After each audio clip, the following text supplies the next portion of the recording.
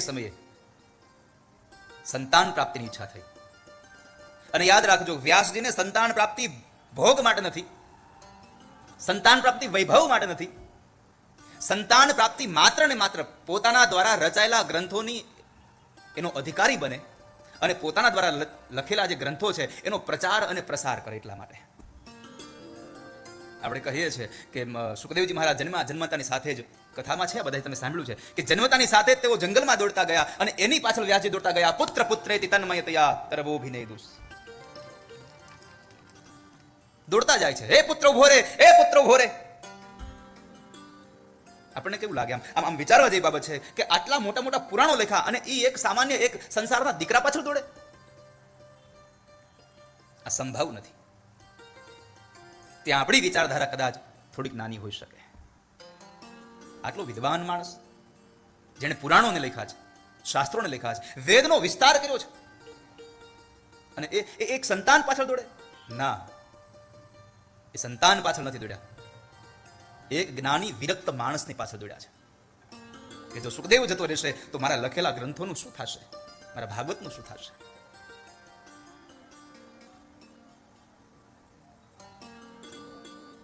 જન્મતાની સાથે જેને સંસારમાંથી નિવૃત્તિનો માર્ગ મળી જતો હોય, નિવૃત્તિનો કાળ દેખાતો હોય કે મારે સંસાર નથી ભોગવવો, વ્યાસજી એમ કહે કે સુખદેવ તમે સંસારને સ્વીકારો. અને ત્યારે સુખદેવ એમ કહે છે કે પિતાશ્રી મને માફ કરજો, હું સંસારને નહીં સ્વીકારી શકું. કારણ આ દુનિયામાં સૌથી મોટું જો દુઃખ હોય તો બે જ છે, એક જન્મનું અને એક મૃત્યુનું. મારે આ જન્મના અને મરણના આવા ફેરામાં નથી ફરવું. હવે મને રહેવા દો.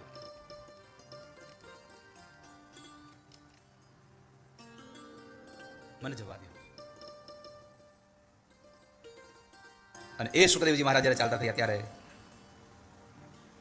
પુત્રેતિ તન્મયતયા તરવોભિનેદુ સ્તમ સર્વભૂતહૃદયં મુનિમાનતોસ્મિ. તમ સર્વભૂતહૃદયં મુનિમાનતોસ્મિ. સુખદેવજી મહારાજને પ્રણામ કર્યા. સુખદેવજી બ્રહ્મ દ્રષ્ટા છે.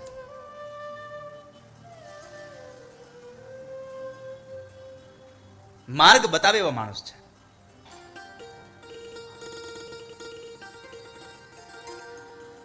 અને ત્યારે જંગલના વૃક્ષોએ કહ્યું કે વ્યાસજી, શું પુત્રની પાછળ દોડતા જાઓ છો?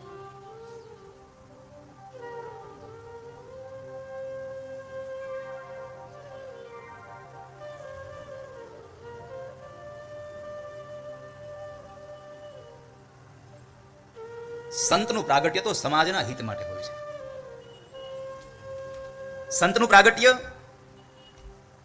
સંસાર માટે નથી હોતું, સંસારના જીવાત્મા માટે હોય છે.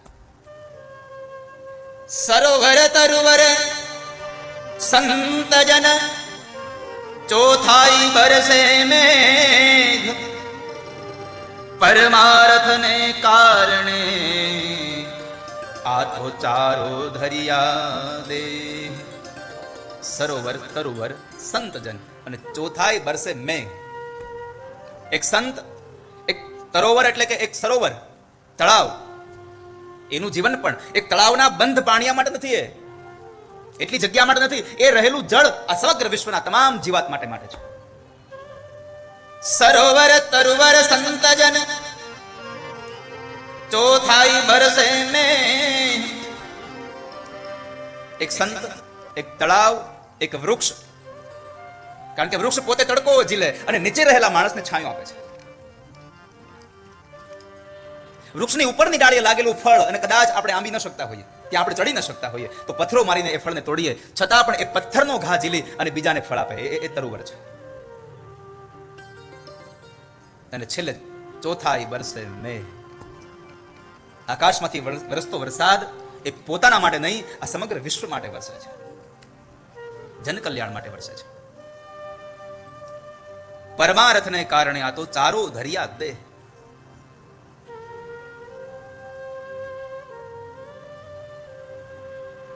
તમે એને જવા દો, એને છોડી દો, એને તમે પકડો નહીં.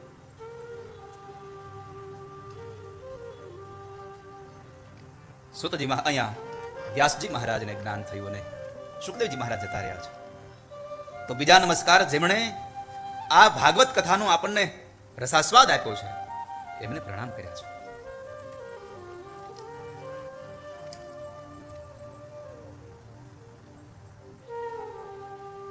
ત્યાર પછી આ કથા નૈમિષારણ્યની પાવન ધરામાં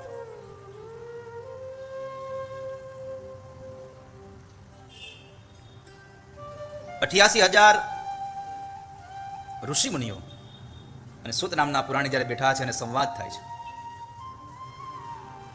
એક બોલે અને 88,000 સાંભળે.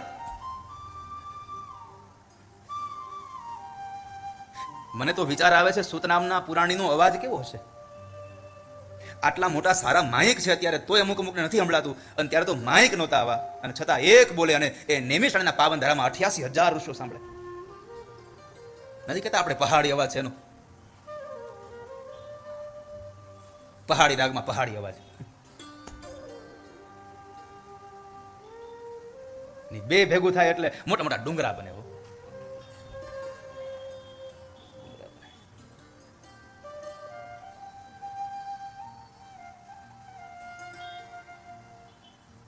પહાડી રાગ, પહાડી અવાજ, આ બે ભેગા થાય એટલે આપણે તો નાની નાની ઢગલ્યું જ લાગીએ.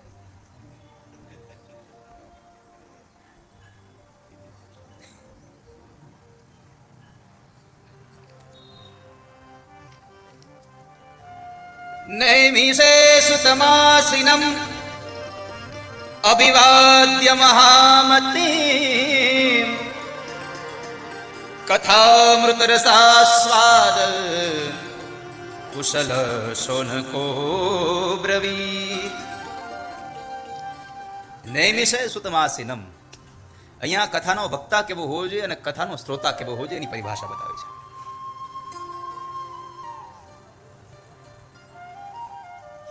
પેલી વાત કહી, કથાનો વક્તા મહામતી હોવો જોઈએ. નૈમિષે સુતમાસિનમ અભિવાદ્ય મહામતી. અભિવાદ્ય મહામતી, જેની બુદ્ધિ મોટી છે, જેની વિચારધારા સારી છે, એવો વક્તા હોવો જોઈએ.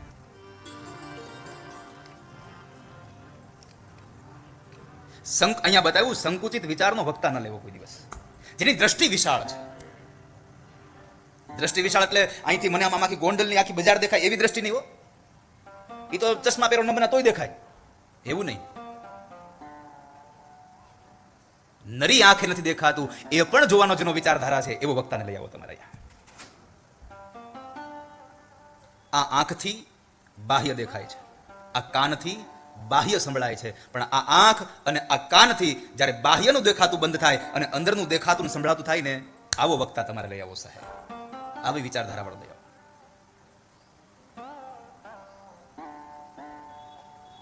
નૈમિષે સુતમાસિનમ અભિવાદ્ય મહામતીમ. અને વક્તા તો મહામતીમ હોવો જોઈએ, પણ યાદ રાખજો શ્રોતા કેવો હોવો જોઈએ. કથામૃત રસાસ્વાદ, કથાના સ્વાદને પામતો હોય, જેમાં રસ આવતો હોય. અને કથાનો રસ તો અદ્ભુત છે સાહેબ. ભગવાનના નામનો રસ અદ્ભુત છે.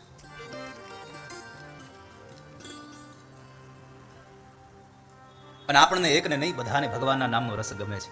આ પરમ તત્વનો, આ દિવ્ય શક્તિનો લાભ, આ દિવ્ય શક્તિનો રસાસ્વાદ સ્વયં બ્રહ્મને ગમે છે.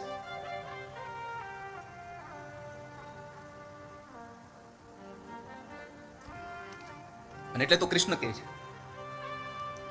ના ભાવે મન માખણ મિશ્રી અબ ના કોઈ મીઠાઈ.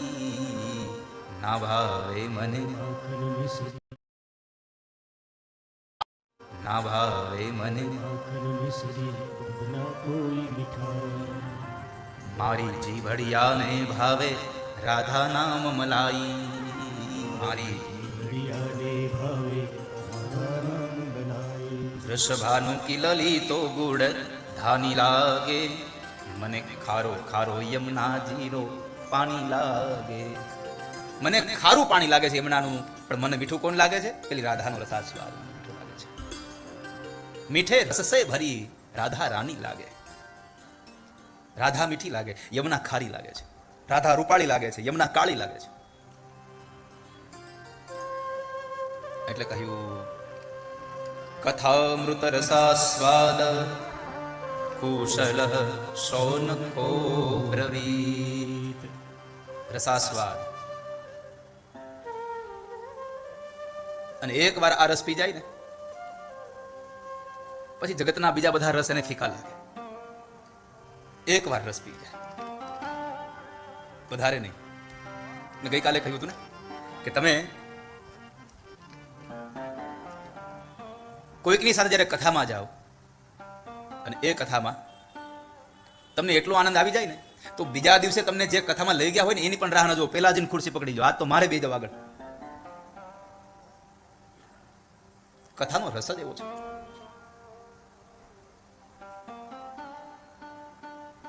અને એમાં આપણે કહીએ છીએ ને, આપણે ઓલું દૂધપાક જેમ આમ હલાવે ને અને ખીર જેમ ટાઢી થાય ને એમ મીઠી થાય. તમને તાજી ખીર ભાવે એના કરતા એક દિવસની વાસી ખીર જો હોય ને ઠંડી ફ્રીજની, એ જે મજા આવે, એમ આ કથામાં જેમ જેમ દિવસો પસાર થાય એમ આ દૂધપાક એટલો મીઠો બનતો જાય, એટલો મીઠો બનતો જાય. છેલ્લા દિવસે તો એમ થાય કે લ્યો એ તો ભરાણું નહીં પેટ, તો પૂરું થઈ ગયું, ત્યાં તો સમાપન થઈ ગયું.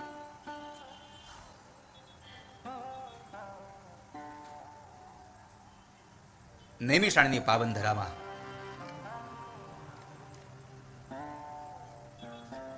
સુત નામના મહાપ્રાણી અને 88,000 શૌનકાદી ઋષિમુનિઓ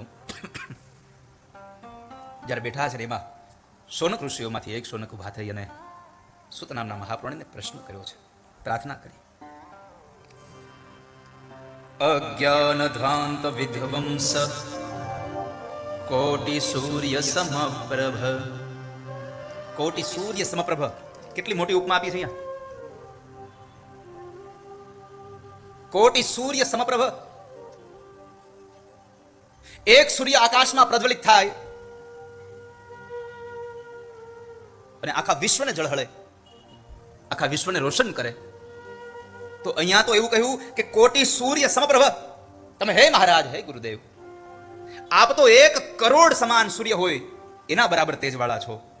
અમારી અંદર પ્રકાશને પાથરો. ક્યારેક ક્યારેક અમુક અમુક શબ્દો આપણને સમજાય નહીં. 1 કરોડ સૂર્ય એટલે કેમ થાય? કઈ નાની વાત છે?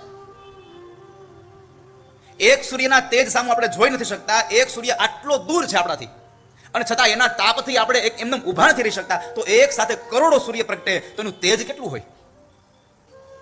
અને છતાં કહ્યું કોટિ સૂર્ય સમપ્રભ, 1 કરોડ સૂર્ય સમાન. હે સુત નામના મહાપ્રાણી, અમે આપને પ્રાર્થના કરીએ છીએ. આનો તાત્વિક અર્થ એવો છે, આકાશમાં ઉગેલો સૂર્ય એ બાહ્ય અંજવાળું કરી શકે છે, અને એક સદગુરુ જો એનો પ્રકાશ પાથરે ને તો ભીતરમાં અંજવાળું કરી શકે છે. તમે જ્ઞાનના ભંડાર છો. અમે તમને પ્રાર્થના કરીએ. અજ્ઞાન ધ્વાંત વિધ્વંસ કોટિ સૂર્ય સમપ્રભ સુતાખ્યાહી કથા સારમ મમ કર્ણ રસાયન. હે મહારાજ, સુતાખ્યાહી કથા સારમ, સુતાખ્યાહી કથા સારમ મમ કર્ણ રસાયનમ. અમારા કાનમાં એવો કઈક રસ રેડો કે જેને લઈને અમને શાંતિ મળે, અમારા જીવને શાંતના મળે. હે ગુરુદેવ, અમે આપને પ્રાર્થના કરીએ. અને ગુરુ તો गुरु હોય साहेब, हर हालत में गुरु गुरु ही होता है. गुरु का एक ही उद्देश्य है, मेरे शिष्य का उद्धार हो, मेरे शिष्य का उद्धार हो.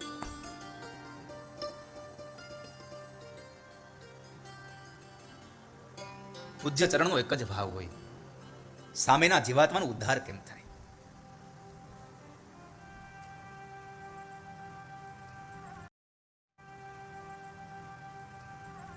અને સત્સંગથી બધું થાય. હો,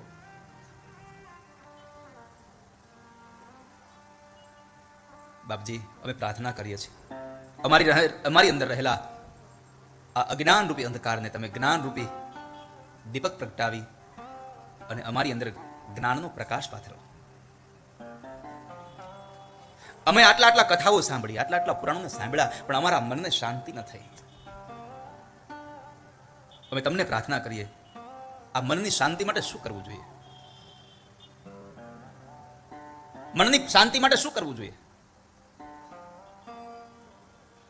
એવું કોઈ સાધન બતાવો, અમને શાંતના મળે. બીજી વાત, પવિત્રમાં પણ પવિત્ર કરનારું કોઈ સાધન હોય તો એ સાધન બતાવો અમને. પવિત્ર તો હોય જ.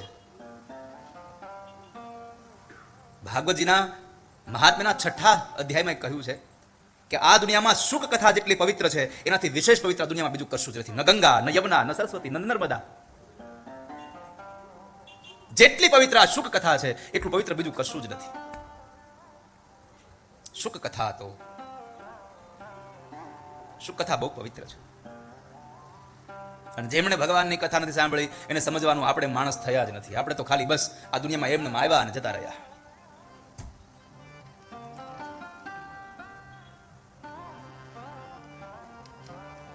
આ જન્મ માત્રમપી શઠેન શઠેન ચ, આ જન્મ માત્રમપી એન શઠેન ચ.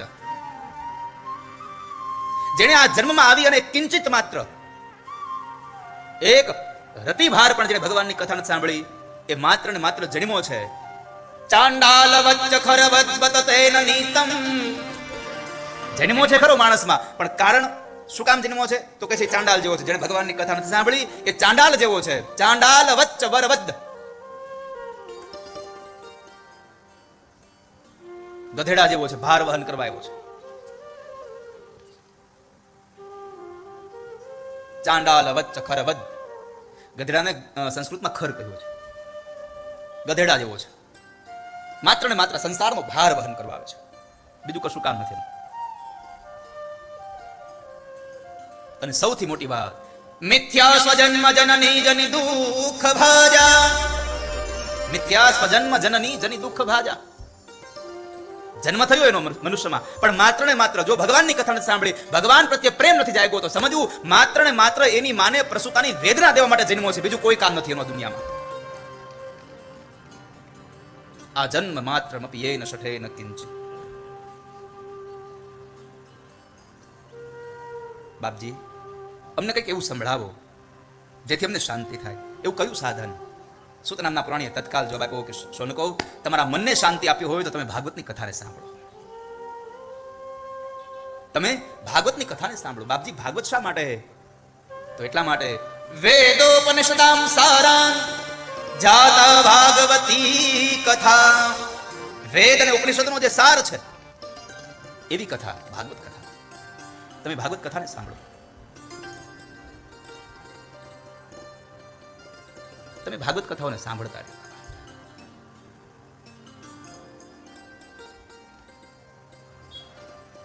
બાપજી, ભાગવત જ શું કામ? તો કે વેદ અને ઉપનિષદનો સાર છે. કારણ કે આ દુનિયામાં મોટામાં મોટું દેવ કોણ? આ મોટામાં મોટું શાસ્ત્ર કોણ? એક જ માત્ર ભગવાન કૃષ્ણ. સર્વદેવ નમસ્કારમ કેશવમ પ્રતિગચ્છતિ. જેમ આ ધરતીમાં દરેક રહેલી એ નદીઓ અંતે સમુદ્રમાં ભળી જાય છે, એમ આ દુનિયામાં તમારું કોઈ પણ ભગવાનને કરેલું પ્રણામ, ભગવાનની કરેલી પૂજા અંતે તો મારા કેશવના ચરણારવિંદમાં જાય છે. સર્વદેવ નમસ્કારમ કેશવમ પ્રતિગચ્છતિ. ભગવાન કેશવને કરો વંદન. જ્યારે એક વખતના સમયે આચાર્ય ચરણ ભગવાન વલ્લભાચાર્ય મહારાજ એક મોટી સભા ભરાણી હતી અને એમાં આવ્યા મહાપ્રભુજી. અને એ મહાપ્રભુએ ત્યાં બેઠા અને બધા લોકો પ્રશ્ન કરતા હતા કે આ દુનિયામાં મોટામાં મોટો ભગવાન કોણ? મોટા મોટું દેવ કોણ? મોટામાં મોટું શાસ્ત્ર કયું? મોટામાં મોટું કર્મ કયું? આ અમને બતાવો.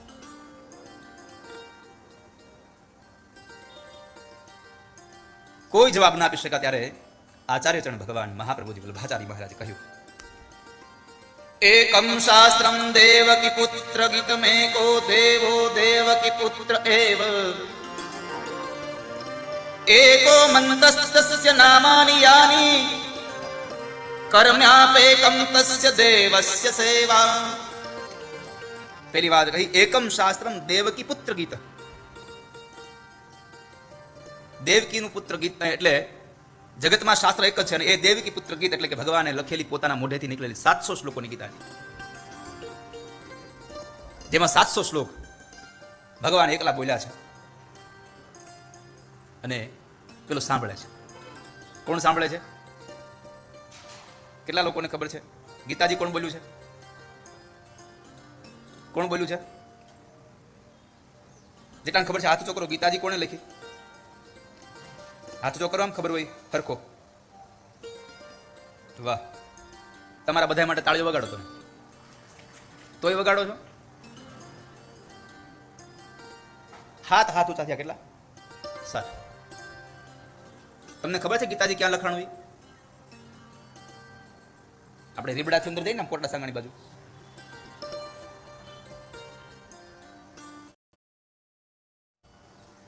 ત્યાં વચમાં ઓલા રેલના પાટા આવે છે, એ રેલના પાટે લખાણ. ઓલું યાદ છે તમને? ધંધુકા પાસે એમાં હા પાડી હે ભીમનાથમાં લખાણ.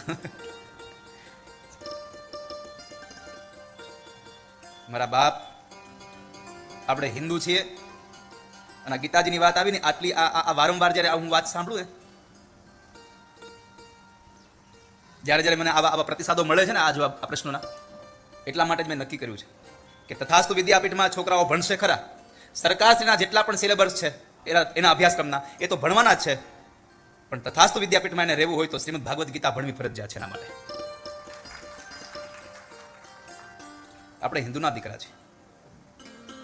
આ દુનિયામાં સૌથી મોટામાં મોટો કોઈ ગ્રંથ હોય તો એ દેવકી પુત્ર ગીત એટલે કે ભગવાને લખેલી ગીતાજી. ભગવાન કૃષ્ણએ ગાયેલું ગીતાજી મહાભારતના યુદ્ધમાં 700 શ્લોકો ભર્યા છે. અને ગીતાજી ક્યાંથી ઉભું થયું? માત્ર ને માત્ર વિષાદ મોહમાંથી. આમ સામસામે 2 સૈન્ય ઉભા છે, 18 અક્ષોહિણી સેના ઉભી છે, અને બસ હવે શંખ ફૂંકાય એની વાર છે. અને અર્જુને કહ્યું, કૃષ્ણ હું ન લડી શકું, આ તો મારા છે અને મારી ન શકું. હું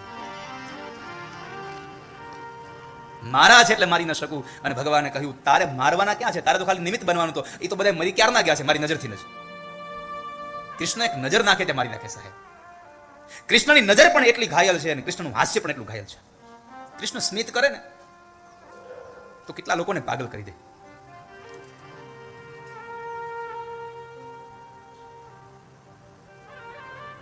એકમ શાસ્ત્રમ દેવકી પુત્ર ગીતમ એકો દેવો દેવકી પુત્ર એવ. જગતમાં ગીત હોય તો એકમાત્ર ગીતાજી છે, દેવ હોય તો માત્ર દેવકીનો પુત્ર એટલે ભગવાન કૃષ્ણ છે. આના સિવાય બીજો કોઈ દેવ નથી સાહેબ. યાદ રાખજો, બીજા ભગવાનની કોઈની આલોચના નથી. કારણ કે હમણાં જ હું ભક્તમાલની કથા સાંભળતો હતો એકવાર, અને એમાં એટલું અદ્ભુત લખ્યું છે, તમે ગમે તે સંપ્રદાયને માનતા હો, ગમે તે ધર્મને માનતા હો, પણ આ દુનિયામાં કોઈ વૈષ્ણવનો ક્યારે તમારે અપરાધ ન કરવો, અને આ દુનિયામાં ક્યારે તમારે કોઈ ભગવાનનો અપરાધ ન કરવો.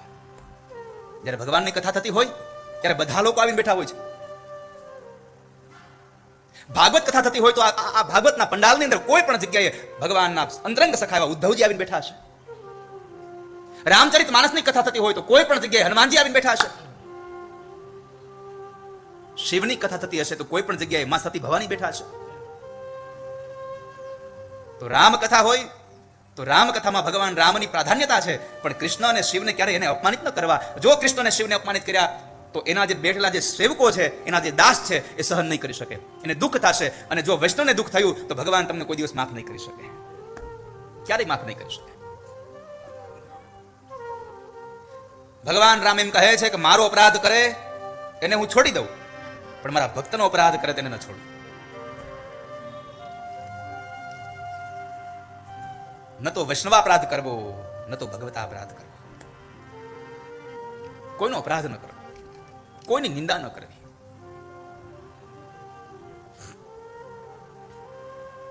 રામાયણનો પ્રસંગ છે. અને યાદ રાખજો, કોઈ વૈષ્ણવનો જ્યારે અપરાધ થયો પછી આ દુનિયામાં કોઈ જગ્યા એવી નથી તમને સાચવી શકે, કોઈ સ્થળ એવું નથી કે તમને સંઘરી શકે. માટે વૈષ્ણવનો અપરાધ ન કરવો. એક વખતના સમયે ભગવાન રામજી સુગંધિત પુષ્પની વેણી બનાવી અને માં જાનકીના માથાના એ વાળમાં વેણી પધરાવતા હતા, વેણી નાખતા હતા, ગુંજતા હતા. અને એ સમયે ઇન્દ્રનો દીકરો જયંત કાગડાનું રૂપ લઈને આવ્યો અને માં જાનકીને એક ચાંચ મારીને ગયો અને ભગવાને એક બાણ સરસંધાન કર્યું. યાદ રાખજો, ભગવાને એમ કહ્યું કે મને કઈ કર્યું હોત તો જવા દે, પણ જાનકીને, મારા સેવકને કઈ, મારા દાસને કઈ કર્યું, મારા ભક્તને કઈ કર્યું, હવે છોડું નહીં એને ક્યારે, એને છોડી ન શકું. ભગવાને એ જ સમયે તત્કાલ એટલો ભગવાનને આવેશ આવ્યો કે ભગવાને બાણને સરસંધાન કર્યું. પ્રેરિત મંત્ર બ્રહ્મ સરધાવા ચલા ભાજી બાયસ ભય પાવા. બાણને સરસંધાન કર્યું.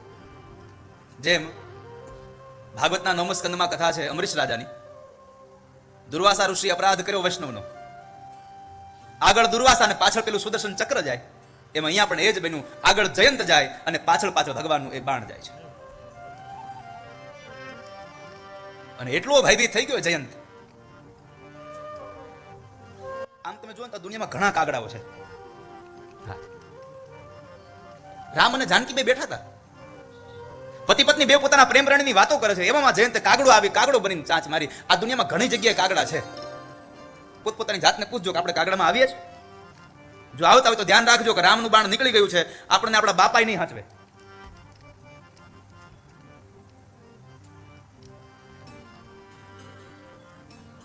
અને શું ગોસ્વામી તુલસીદાસજી મહારાજે અરણ્યકાંડમાં એ ચોપાયો ગાય છે.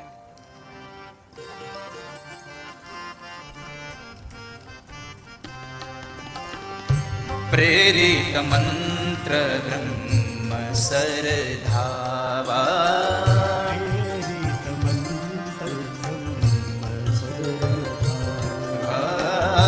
ચલા ભાજી બાયસ ભય પાવા.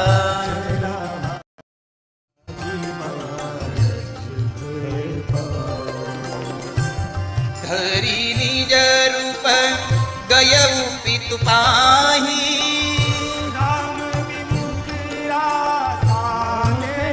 આ દુનિયામાં યાદ રાખજો, જ્યારે કોઈ વૈષ્ણવનો અપરાધ કરશો, તમને કોઈ તો નહીં સાચવે, તમારા મા બાપ પણ નહીં સાચવે. અહીંયા લખ્યું કે ધરી નિજ રૂપ ગયો પિતુ પાહી. જયંત ગયો ક્યાં? ઇન્દ્ર પાસે. અને ઇન્દ્રને ખબર પડી, ઇન્દ્રને કહ્યું કે મને બચાવી લ્યો, રામનું બાણ મારી પાછળ છે, મને મારી નાખશે. ઇન્દ્રએ કહ્યું શું કર્યું તે? જયંતે પોતાની કથા વર્ણવી, મેં આમ કર્યું, ચાંચ મારીને આવ્યો અને રક્તની ધારા થઈ અને રામે બાણ ચડાવ્યું મારી પાછળ. અને ત્યારે ઇન્દ્રએ કહ્યું તું જલ્દી અહીંથી નીકળી જા.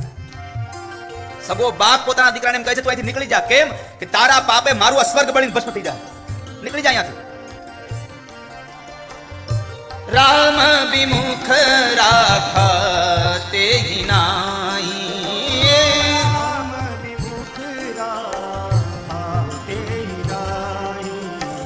બાપ પણ નહીં સાચવે, કોઈ તમને બેસવા પણ નહીં દે, રામદ્રોહી દે.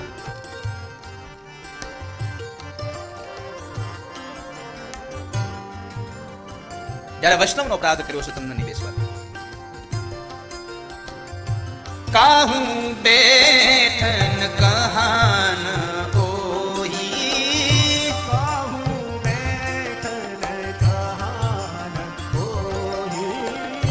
રાખી કોસ કઈ રામ દ્રોહી.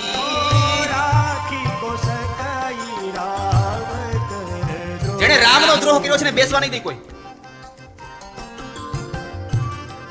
અને એ સમયે જયારે વૈષ્ણવનો અપરાધ કર્યો, ભગવાનનો અપરાધ કર્યો, તો એના માટે માતુ મૃત્યુ પિતુ સમન સમાના.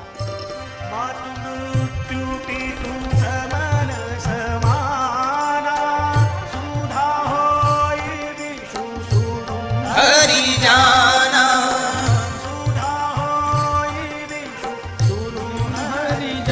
માતુ મૃત્યુ પિતુ સમન સમાના. માં મૃત્યુ બની જશે સમયે, પિતા યમરાજ જેવો બની જાય. અને અહીંયા બન્યો પણ ખરો ઇન્દ્ર કે તું અહીંયાથી જતો રહે, નકર મારું સ્વર્ગ બળી જાય. એક વાત જોવા જઈએ તો ન ખબર પડે આમાં કોઈ કોઈનું હગું નથી. ઇન્દ્ર પાસે આટલી સત્તા હોવા છતાં, આટલો વૈભવ હતો, એને શું થયું? દીકરાને નહીં મારે, મારી સત્તા ન જવી જોઈએ. આ દુનિયામાં કોઈને કોઈ લાગતું વળગતું નથી. આ તો જ્યાં સુધી બધા છે ત્યાં સુધી સ્વાર્થના સગા છે. બાપ કમાય છે, પતિ કમાય છે, ત્યાં સુધી પત્ની કહેશે મારો પતિ, મારો પતિ, મારો પતિ. પછી હું કે તમે હવે એમને ને ખબર પડે નહીં, કાંઈ નહીં, હવે એને ખબર ન પડે. આપણને ખબર ક્યારે પડે ને એ નથી ખબર હજી મને. જુઓ, આપણે નાના બાળક હોઈએ ત્યારે આપણે શું કહીએ? નાનું બાળક હોય એટલે આપણે શું કહીએ? મારો છોકરો જે નાનો છે ને કઈ ખબર નથી પડતી.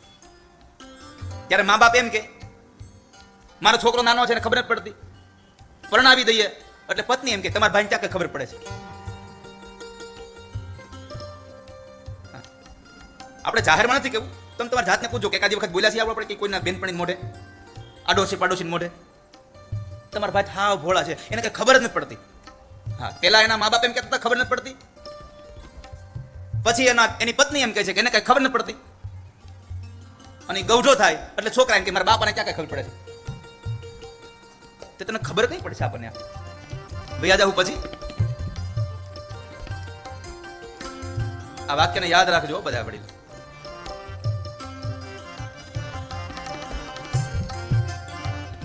બાલ્ય અવસ્થામાં કદાચ મા બાપ એમ કહે આપણને કે હજી મારા છોકરાને ખબર નથી પડતી, તો બરાબર છે. પણ જયારે આપણે પરણી જઈએ પછી પત્ની એમ કે તમને ખબર પડતી, તેમ થાય તને ખબર નથી એટલે તારે લગ્ન કર્યા. ખબર હોત તો થોડા લગ્ન કરીએ આપણે. અને વૃદ્ધાવસ્થામાં જયારે દીકરાઓ બોલે કે તમને કઈ ખબર ન પડે ત્યારે આપણને એમ થાય કે હા અમને ખબર નથી પડી એટલે તમને મોટા કર્યા અમે.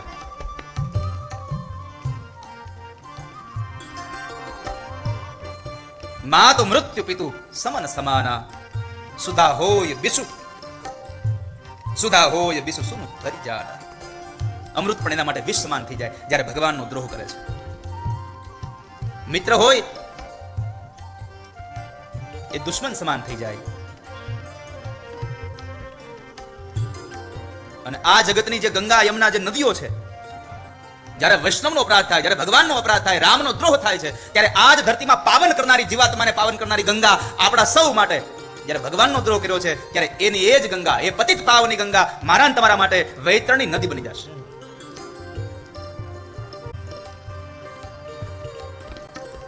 આ દુનિયામાં કોઈ સ્થાન નહીં આપે જેને રામનો દ્રોહ કર્યો, જેને ભગવાનથી વિમુખ થયો. જો રઘુબીર વિમુખ સુનું ભ્રાતા, જે ભગવાનથી વિમુખ થયો. અને યાદ રાખજો, આ દુનિયામાં કોઈ ન હાચવે એને મારો નારદ હાચવે, એને સંત સાચવે. નારદ દેખા વિકલ જયંતા, નારદ દેખા વિકલ જયંતા, લાગી દયા કો મલ ચિત સંગા,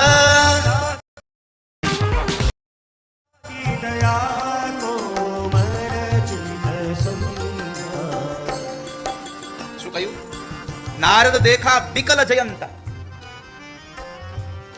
નારદે જોયા કે આ તો જયંત વ્યાકુળ થયો છે. નારદ એટલે એક માત્ર નારદ એક વ્યક્તિમાં ન સમાવો. નારદ એટલે એનું વ્યક્તિત્વ જુઓ તમે. સાધુ છે. અને નારદ જ્યારે એને વ્યાકુળ જોયો જયંતને, નારદને દયા આવી. લાગી દયા કોમલ ચિત્ત સંગા, લાગી દયા કોમલ ચિત્ત સંગા. એ જયંત શું થયું? કેમ દુઃખી થયું? આટલો બધો વ્યાકુળ કેમ થયો? અને જયંતે પોતાની કથા માંડી પાછી ત્યાં. અને આમ જોવા જઈએ તો આ દુનિયામાં આપણે બધાને કથા જ કર્યા કરીએ. હા, કોઈ સાધુ મળે, કોઈ મોટો માણસ મળે, કોઈ વ્યક્તિ મળે એટલે આપણે એની પાસે સુખ નથી ગાતા. તમે જોજો ક્યારેક કોઈ કીધું કે ભાઈ મારે આ બધો રાજીપો છે, આ બધું બરાબર છે, આપણે તો કે અરે હમણાં તો હાવ કેવું થયું છે ને, ત્યાંથી ચાલુ કરીએ.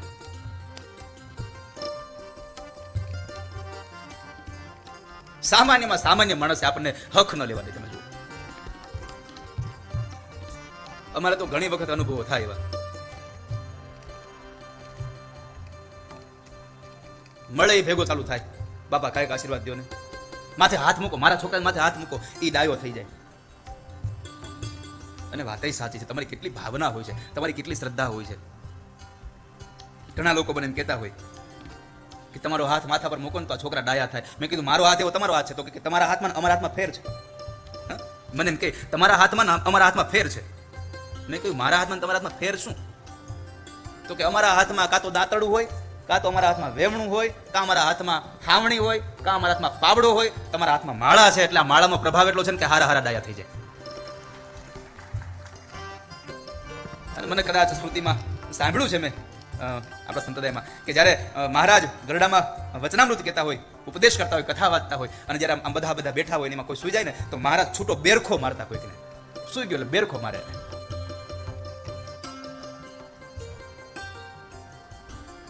નારદજીએ પ્રશ્ન કર્યો, શું થયું જયંત? અને ત્યારે જયંતે કહ્યું, મહારાજ મારાથી અપરાધ થઈ ગયો, હું બધા દેવતાઓ પાસે ફરી વળ્યો, મારા મિત્રો પાસે ગયો, મારા મા બાપ પાસે ગયો, મને કોઈ સાચવતું નથી, મને કોઈ રાખતું નથી. હવે હું કરું શું? મને આ રામના બાણનો ભય લાગે, મને મારી નાખશે. અને ત્યારે નારદજી એટલું કહ્યું, પઠવા તુરત રામ કહી તાહી, પઠવા તુરત રામ પહી જાહી, કહે સી પુકારે પ્રનત હિત પાહી, કહે સી પુકારી પ્રગટ હિત પાહી.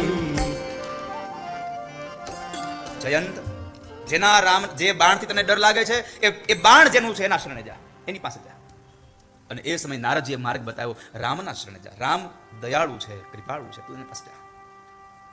અને જયંત ભગવાન રામના શરણમાં આવી અને આર્તનાદ કર્યો, પ્રભુ મને માફ કરી દો. અને ત્યારે ભગવાને જયંતની એક આંખ ફોડી અને એને જવાબ દીધો.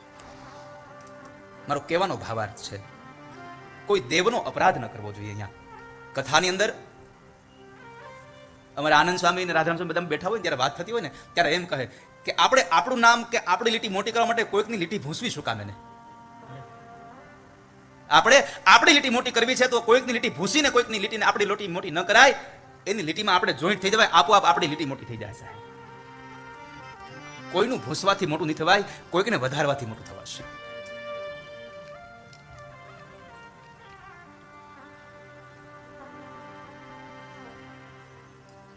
બાપજી અમને કંઈક એવું આપો કે જે શાંતિ મળે. મોટામાં મોટો દેવ, મોટામાં મોટું ગીત કયું? ગીતાજી મોટામાં મોટું શાસ્ત્ર છે. ભગવાન કૃષ્ણ મોટામાં મોટો દેવ છે. એકો મંત્ર સત્યસ્ય નામાની યાની કર્મ્યાપેકં તસ્ય દેવસ્ય સેવા. સાંભળો સભાસદો, આ દુનિયામાં સૌથી મોટો કોઈ મંત્ર હોય તો એ છે શ્રી કૃષ્ણ શરણમ મમ.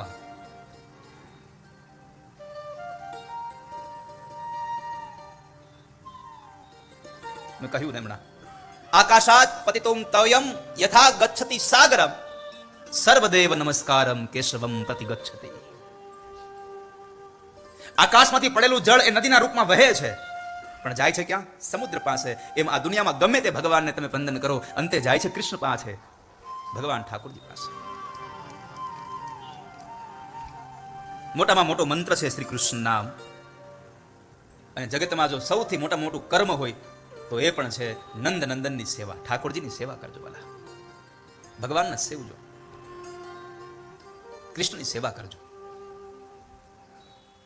કૃષ્ણ અનન્ય ભાવની ભક્તિ કરજો. અને ભગવાનની ભક્તિ કરશો ને તો ઘરમાં છોકરાઓમાં પણ, પરિવારના લોકોમાં પણ સંસ્કારો આવશે. અને સંસ્કારો દ્વારા જ આપણા કુળનું, આપણા પરિવારનું ઉત્થાન થશે.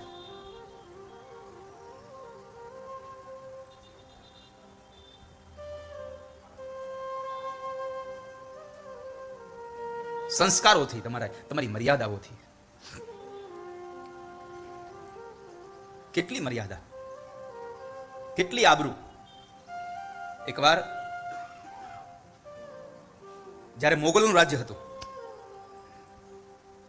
અને એમાં મોગલો સાથે યુદ્ધ કરી અને 2 સિપાહીઓ ઘોડે સવારો આગળ જાય છે અને પાછળ 2,500 સૈન્યો ચાલ્યું આવે છે. મારે આપને વાત કરી છે મર્યાદાની. 2,500 સૈન્ય પાછળ દોડતું આવે છે અને આમ પર્વતોની ગિરી કંદરાઓમાંથી એ 2 ઘોડાઓ જાય છે. એમાં બરાબર એક સાંકડો રસ્તો આવ્યો અને એમાં એક ગાડું સામું મળે, એક ગાડાનો ભારો અંદર ફસાતો ફસાતો આવે. હવે સામે પાર જવું છે, કાં તો ઉતરી અને સામે પાર જવું પડે એમને, ઘોડો જાય એમ નથી, અને કાં તો ઘોડાને છલાંગ લગાવીને એને પલાણ લગાવીને છોડાવો, એને એ ઘોડાને આમ ઠેકાડવો પડે. અને જો ન ઠેકે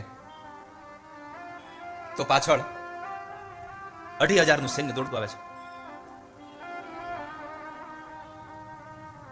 રાય જેવા ટુકડા કરી નાખશે. એમાં આગળનો જે ઘોડેસવાર હતો એમને કહ્યું, મને લાગે છે કે હવે આપણાથી આ મારો ઘોડો નહીં ઠેકી શકે. પાછળના ઘોડેસવારે કહ્યું કે થોડીક વાર લાવ, મને પ્રયત્ન કરવા દે. અને કહ્યું છે કે એ ઘોડેસવારે આમ પોતાના એ ઘોડાની એ લગામને ખેંચી અને હિંમત કરી તો કહેવાય છે કે એ જે ભારો હતો એને છલાંગ લગાવીને ઘોડો સામે કિનારે ગયો. બીજાને પણ હિંમત આવી, એ સૈનિકે પણ કુદાવ્યો અને જાય છે. ઘણા માઇલો સુધીનું અંતર કાપી નાખ્યું, એક પણ ક્ષણનો વિરામ કર્યા વગર. અને ત્યારે ખૂબ દૂર ગયા પછી પાછળનો જે ઘોડેસવાર હતો એમણે આગળના ઘોડેસવારને કીધું, સાંભળ્યું, મારાથી હવે નહીં ચલાય, મારાથી હવે ઘોડેસવારી નહીં થાય, મારો ઘોડો હવે નહીં ચાલી શકે. અરે ના, નથી ઉભું રહેવું, ચાલવું પડશે, પાછળ સૈન્ય આવે છે, મારી નાખશે. ગમે તેમ થાય, હવે મારાથી આ ઘોડો નહીં ચલાવાય. મારાથી હવે વેદના સહન નથી થતી, મારી પ્રસૂતા આવવાની તૈયારી થઈ છે, હવે મારાથી આ વેદના સહન નથી થતી. સાંભળ્યું એ કહ્યું ને એ બીજું કોઈ નહીં, આ જેની જન્મ જયંતિ છે શિવાજીની માં જીજાબાઈ પોતે હતા. સાહેબ, તમે વિચાર તો કરો. મારે તમને મર્યાદાની વાત હજી આગળ છે. મને પ્રસૂતાની વેદના થાય છે. હવે કદાચ હવે ક્ષણભરમાં ઘડીભરમાં હું હવે બાળકને જન્મ આપીશ. મને કોઈ એકાંત જગ્યાએ લઈ જાવ ને. ગાઢ જંગલ, ભાંગતી રાતનો મજધાર હતો, અને છતાં પણ સ્ત્રીએ એમ કહ્યું, પોતાનો જ પતિ છે અને છતાં એના પતિને એમ કહ્યું કે તમે મને એકાંતમાં ક્યાંક લઈ જાઓ. આટલી મર્યાદા હોય ને એની ઘરે શિવાજી જન્મે. સાહેબ, નકર પોતાનો પતિ હતો, આજુબાજુમાં કોઈ વ્યક્તિ નહોતો, અને એમને કહ્યું મને કોઈ યોગ્ય જગ્યાએ લઈ જાઓ. પછી કહેવાય છે કોઈ મંદિર હતું, એ મંદિર પાસે લઈ જાય છે અને મંદિરના દરવાજા બંધ કર્યા. અને થોડી વાર પછી એક બાળકને રડવાનો અવાજ આપ્યો, અને અંદરથી અવાજ આવ્યો, ચિંતા કરતા નહીં, હવે એક યોદ્ધાને, એક ભડવીરને મેં જન્મ આપી દીધો છે. જ્યાં આટલી મર્યાદા છે ત્યાં શિવાજી જન્મે છે. સાહેબ,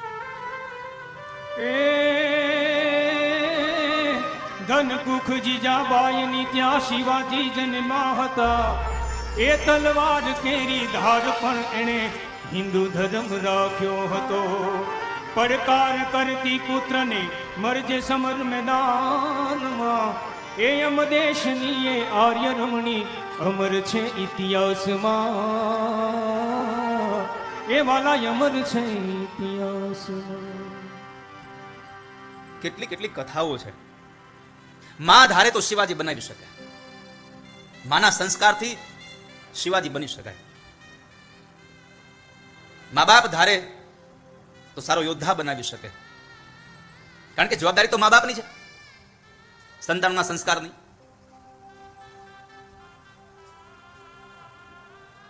એવું કહેવાય છે કે જીજાબાઈ તો જ્યારે શિવાજી પારણ્યમાં હતા ને ત્યારથી અમલની અંદર વિષ ઘોળીને પાતા ને.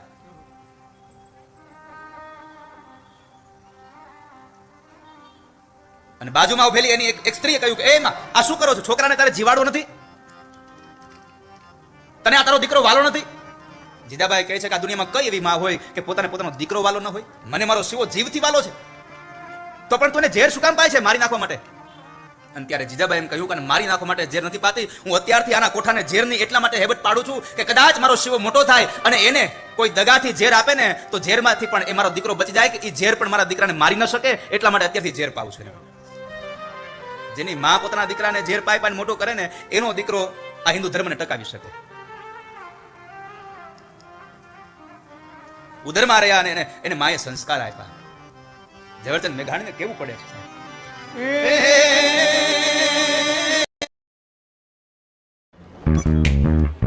ग्रो करने वालों का नजरिया ही कुछ और होता है.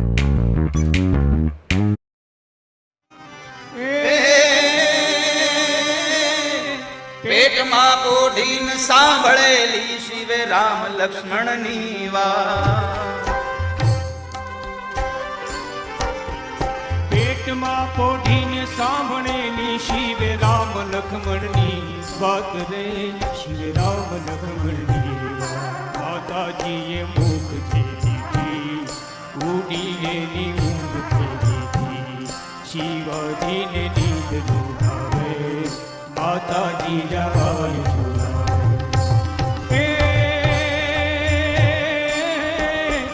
આભમાયું બેલ, આભમાયું ગેલ ચાંદલો ને જીજાબાઈ ને આવ્યા બાળ રે, જીજાબાઈ ને આવ્યા બાળ. બાલુડા ને માતહી જોડે ધણણ ડુંગરા.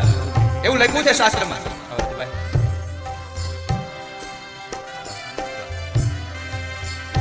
ઓ ખંડનભાઈ, આજે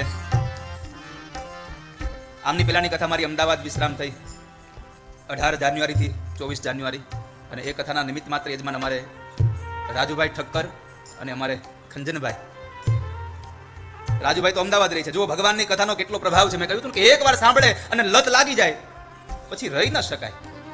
રાજુભાઈ તો અમદાવાદથી કથા સાંભળવા આવ્યા છે, ખંજનભાઈ તો મારો દુબઈથી કથા સાંભળવા આવ્યા છે. કાલ રાત્રે 3 વાગે ઉતરો અહીંયા. કથા ચાલુ થઈ ત્યારનું મને કહ્યું હતું કે દાદા મારે એક વખત તો કથામાં આવવું પડશે હો. એકવાર આ રસ પીવે ને એને પછી રહી ન શકાય. અને સાથે સાથે આ કથા 24 તારીખે અહીંયા વિશ્રામ થશે. 25 તારીખનો પાટોત્સવ ભગવાન હરિકૃષ્ણ મહારાજ અને રાધાકૃષ્ણ દેવનો ઉજવાશે. 150મો પાટોત્સવ આપણો, સાર્ધ શતાબ્દી મહોત્સવ, ગુણાતીત ધામ. અને પછી 2 માર્ચે વળી પાછી મારી કથા હિંમતનગર ચાલુ થવાની છે. તો એ પરિવાર પણ હિંમતનગરથી આજે ભગવાન ઠાકોરજીના આ ભાગવતની કથાનું શ્રીફળ લેવા માટે પધાર્યા છે. એમને પણ એકવાર તાળીઓથી વધાવીએ આપણે. નથી મને પરિવારના નામ આવડતા, નથી પરિવારની અટક આવડતી, એ બધું ભાર્ગવને ખબર હોય. હું હંમેશા કહેતો રહું છું બધાને કે મને તો ખાલી તારીખ ખબર પડે છે, બાકી તો ત્યાં જાવ પછી ખબર પડે કોણ યજમાન ને કોણ. બધું મારો ભાઈ નાનો ભાર્ગવ છે મારે, એ સંભાળે બધું. હું અને આમાં સંગીત વાળા અમને બધાને તારીખ આપે તે ખબર પડે કે અમારા તારીખ છે. એકવાર આ મોટા મનોરથના એવા પણ યજમાન પરિવારને નિમિત્ત માત્ર યજમાન જે બનવા જઈ રહ્યા છે હિંમતનગરમાં, એમને પણ એકવાર તાળીઓથી આપણે સ્વાગત કરીએ. વ્યાસપીઠ આપ સૌને આવકારે છે બાપ. ફરીવાર ગાઈએ. આવો આભમાં ચાંદલો ને જીજાબાઈ ને આવ્યા બાળ રે, જીજાબાઈ ને આવ્યા બાલુડા ને માતી જોડે ધણણ ડુંગરા ડોલે, શિવાજીને નીંદરું નાવે, માતા જીજાબાઈ ઝૂલ. અને યાદ રાખજો, જીજાબાઈએ ઝુલાવતા ઝુલાવતા કોઈ જ નથી કીધું હુઈ જા તારો બાપ બાગડો આવ્યો. બાપને જ બાગડો બનાવે, એની ઘરે શિવાજી ન થાય. ન્યા જીજાબાઈ એમ કહે છે, પેટમાં પોડીને કહે છે કે તારે જેટલું રમવું એટલું રમી લેજે શિવા, અહીંયા પોપટ લાકડિયા જ. સુઈ લેજે મારા, એ સુઈ લેજે મારા કેસરી રે, તારી હિંદવાનું જુએ વાટ રે, તારી હિંદવાનું જુએ. જાગી ગયેલો યાદ બાજુડા, માને હાથે ભેટ બંધાવા. જાગી ગયેલો યાદ બાજુડા, માને હાથે ભેટ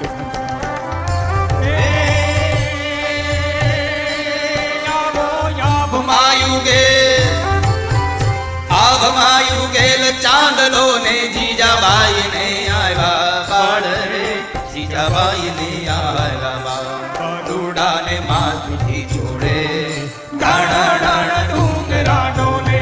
આજ શિવાજી ને નીંદ નું નાવે, માતા જીજાબાઈ ઝુલાવે. તો જેના પતિ પત્નીના સંસ્કારો એની મર્યાદા છે, એના ઘરે શિવાજી જન્મે છે સાહેબ. એને ત્યાં આવો સપૂત જન્મે. મારો કહેવાનો ભાવાર્થ એટલો છે કે કર્મમાં સૌથી જો કોઈ મોટું હોય તો એ નંદ નંદનની સેવા છે, ઠાકોરજીની સેવા છે, સત્સંગ છે. હે શૌનક, તમે ભાગવતની કથાને સાંભળો. મહારાજ અમે ક્યાં જઈએ સાંભળવા, ઠાકોરજીની કથા તમે જ સંભળાવો. પણ ત્યારે સુત નામના મહાપુરાણી એ કથાને કહેવા માટે તૈયાર થયા છે. અને શું કામ કહે છે તો મેં આગળ કહ્યું તમને, રસાસ્વાદ કુશલ શોનકો બ્રવીત. કથામૃતમાં જેને જેને ભાવ જાગ્યો છે, જ્યારે શ્રોતા ભાવુક બને ને ત્યારે વક્તામાંથી ભાવ ઓટોમેટિક નીકળતો જાય સાહેબ. મેં ગઈકાલે કહ્યું હતું ને કે કથા કેટલી જમાવી તમારા હાથમાં છે.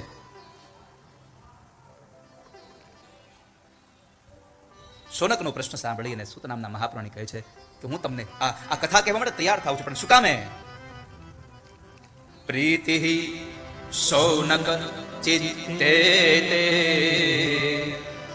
યતો વચમી વિચાર્ય સર્વ સિદ્ધાંત નિષ્પન્નમ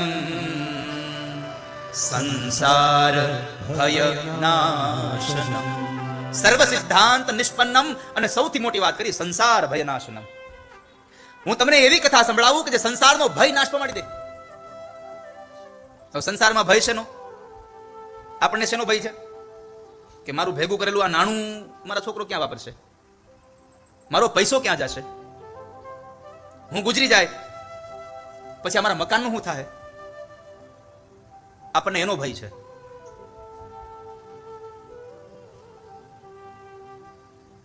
આ દુનિયામાં 3 જણાને ભય છે.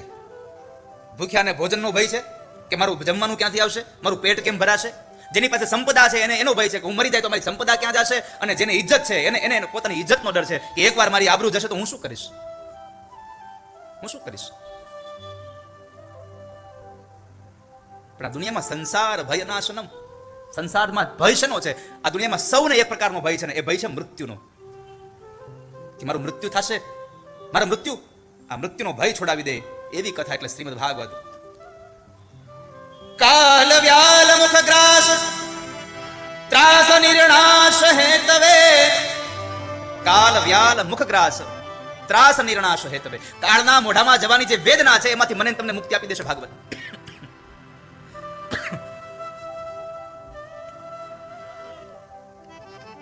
કાલ વ્યાલ મુખ ગ્રાસ ત્રાસ નિર્ણાશ હેતવે. અને ક્યારે મળશે? શ્રીમદ ભાગવતમ શાસ્ત્રમ કલૌકિરેણ ભાષિતમ.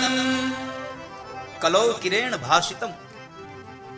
જ્યારે તમે ભગવાન ભાગવતની કથા સાંભળી હશે ત્યારે તમને એ કાળના મોઢામાં જવાની વેદના નહીં થાય. મારા શબ્દો પર ધ્યાન રાખજો. સંસાર ભય નાશનમ, પણ કહ્યું કાલ વ્યાલ મુખગ્રાસ ત્રાસ નિર્ણાશ હેતવે. તમને મૃત્યુમાંથી ભાગવત કે ભગવાનનું ભજન નહીં છોડાવી શકે. મૃત્યુમાંથી તમને નહીં છોડાવી શકે, પણ મૃત્યુના ભયમાંથી તમને છોડાવી દેશે. જે પરીક્ષિતને મૃત્યુમાંથી ન છૂટ્યા પણ મૃત્યુના ભયમાંથી છૂટી ગયા. મૃત્યુનો ભય છૂટી ગયો.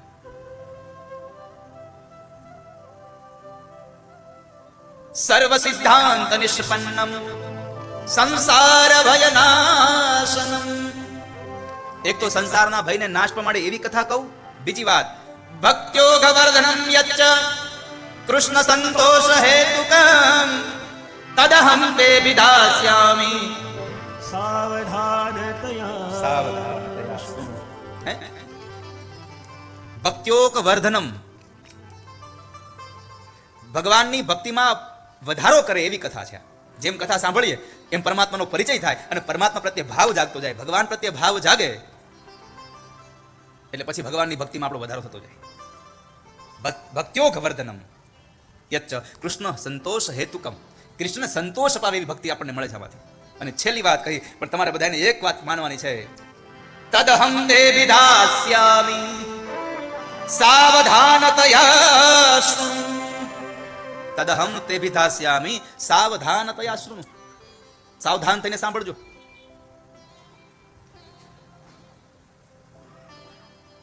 કારણ આ ભાગવતની કથા એવી છે કે એમાંથી કઈ છોડ્યા જેવું નથી. ફળ ચોક્કસ છે, પણ આ તો કલ્પવૃક્ષનું ફળ છે. આંબાનું ફળ કેરી મીઠી હોય પણ એમાંથી ઘણું બધું મૂકી દેવા જેવું, એની છાલ જવા દેવાની હોય, એની ગોઠલી જવા દેવાની હોય, એમાંથી માત્ર રસ જ પીવાનો હોય. આમાં તો ગોઠલી નથી, રસ, ગોઠલી પણ નથી, છાલ પણ નથી, નકરો રસ ભર્યો છે આમાં. આમાંથી કાઢવા જેવું કાંઈ નથી. આ તો દ્રાક્ષ જેવું ફળ છે, આમાંથી કાંઈ કાઢવા નથી. દ્રાક્ષને એની છાલે ખાઈ જવાની છે, અંદરની રહેલા એના એ રસને પણ પી જવાનો છે. બાપજી, આપ જ કથા સંભળાવો. અને સુત નામના મહાપુરાણી એમ કહે છે કે હે શૌનક, આ દુનિયામાં ભાગવત એક એવું છે કે જે મૃત્યુના ભયમાંથી છોડાવે. મૃત્યુમાંથી નહીં, મરવું તો પડશે. જો મરવું તો પડશે જ. આ શરીર ધારણ કરીને આવ્યા છીએ, જવાનું તો ખરું જ, એમાં સંશય નથી. કોઈને એમ હોય કે હું નહીં મરું, ના, આ દુનિયામાં કોઈ અમર પટોલે નથી આવ્યું. સૌથી મોટો દાખલો તમને દઈ દઉં. મહાભારતમાં દાદા ભીષ્મએ મૃત્યુને પોતાના વશ કર્યું હતું. પોતાના વશમાં મૃત્યુને કર્યું કે હું કહું એમ તારે કરવાનું. અને છતાં પણ જેના વશની અંદર મૃત્યુ છે, જેના વશમાં કાળ છે, એને પણ જો મરવું પડ્યું હોય તો આપણે તો સામાન્ય એવા મનુષ્ય છીએ, મરવું જ પડશે. મરવું જ પડશે. સંશય નથી એમાં. અને એટલા માટે પછી જ્યારે મરવાનો વારો આવશે ને, ત્યારે બીજી વાત મારી યાદ રાખજો, તમારું કાંઈ કામ નહીં આવે. નહીં તમારો પૈસો કામ આવે, નહીં તમારું ભણતર કામ આવે, નહીં તમારું ગણતર કામ આવે, બધું પડ્યું રહેશે. કેવલ કામ આવશે તમારું કરેલું હરિભજન, તમારું કરેલું ભજન કામ આવશે, બીજું કશું જ કામ નહીં આવે.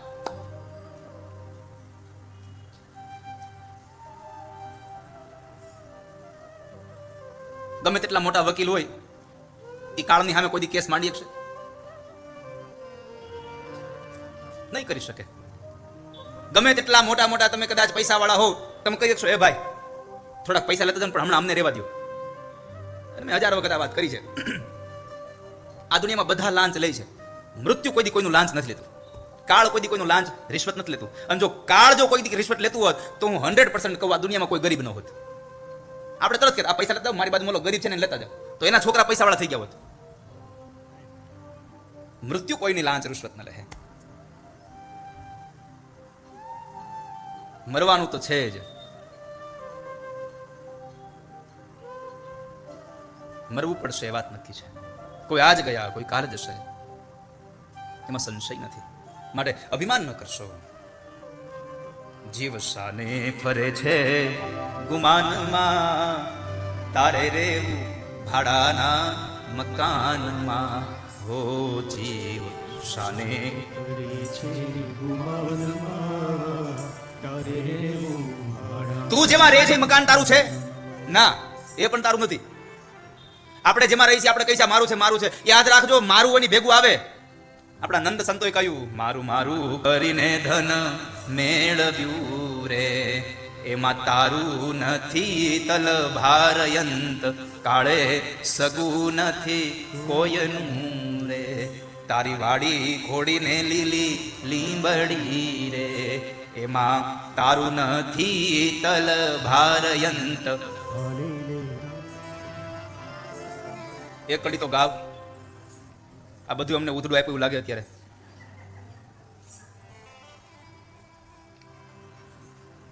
એમાં તારું નથી તલ ભારયંત. કેટલા લોકોને ખબર છે અંતકાળે સગું નથી? એમ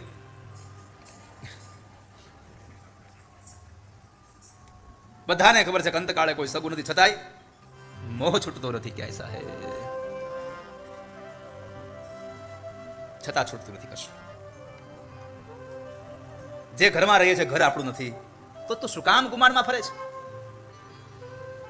કારણ કે આ દુનિયામાં આપણે જન્મીએ ને એની નોંધ કરાવાય આપણે જઈ નથી શકતા, આપણે મરીએ એની નોંધ કરાવાય નથી જઈ શકતા. જન્મ લઈએ ત્યારે આપણા મા બાપ આપણી નોંધ કરાવવા જાય છે, અને એ ટાણે સાંભળી ગઈ હોય તો. પેલા તમે ખબર છે ને, મોસ્ટ ઓફલી લોકોને 1/6 જન્મ તારીખ હોય. હા, 1/6. કારણ કઈ ભૂલી જતા, મંત્રી આવતા નહીં, બધું આવતું ગ્રામ પંચાયતમાં. 3 મહિના પછી લખાવતા હતા, એટલે ત્યારની તારીખ હોય. આપણે નથી કહેતા મારી તારીખ તો દાદા આ છે. મારી પાસે ઘણા લોકો આવે જન્મ તારીખ લેવા, જન્માક્ષર જોડાવા આવે મારી પાસે. એટલે પછી હું કહું આ તારીખ તમારી? એ કે આ જન્માક્ષરમાં છે ને એ તારીખ સાચી છે, ને કે આમ તો ઓલી તારીખ મારી બીજી છે. કેમ? એ કે તઈ મોઢા ગયા હતા લખવા, એટલે તે જે આવી એ તારીખ લખાવી દીધી. એટલે બર્થ સર્ટિફિકેટ પણ આપણે નથી લખાવતા, અને મરીએ ત્યારે છોકરા લખાવા છે કે અમારા બાપુજી વ્યાજે લખી લેજો. આ બેમાંથી એક નોંધ આપણે નથી કરાવી શકતા. તો શું ખાખ આપણું છે અહીંયા?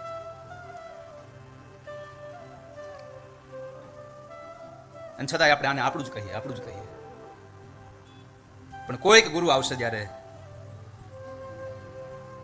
જાણે કોઈ દિવસ મરવાનો ન હોય ને એવો આમ રોફ જમાઈને બેઠો હોય. એ રાખે એવો રૂબાબ જાણે મોટો નવાબ, રાખે એવો રૂબાબ જાણે મોટો એ રાખે એવો રૂબાબ જાણે મોટો નવાબ.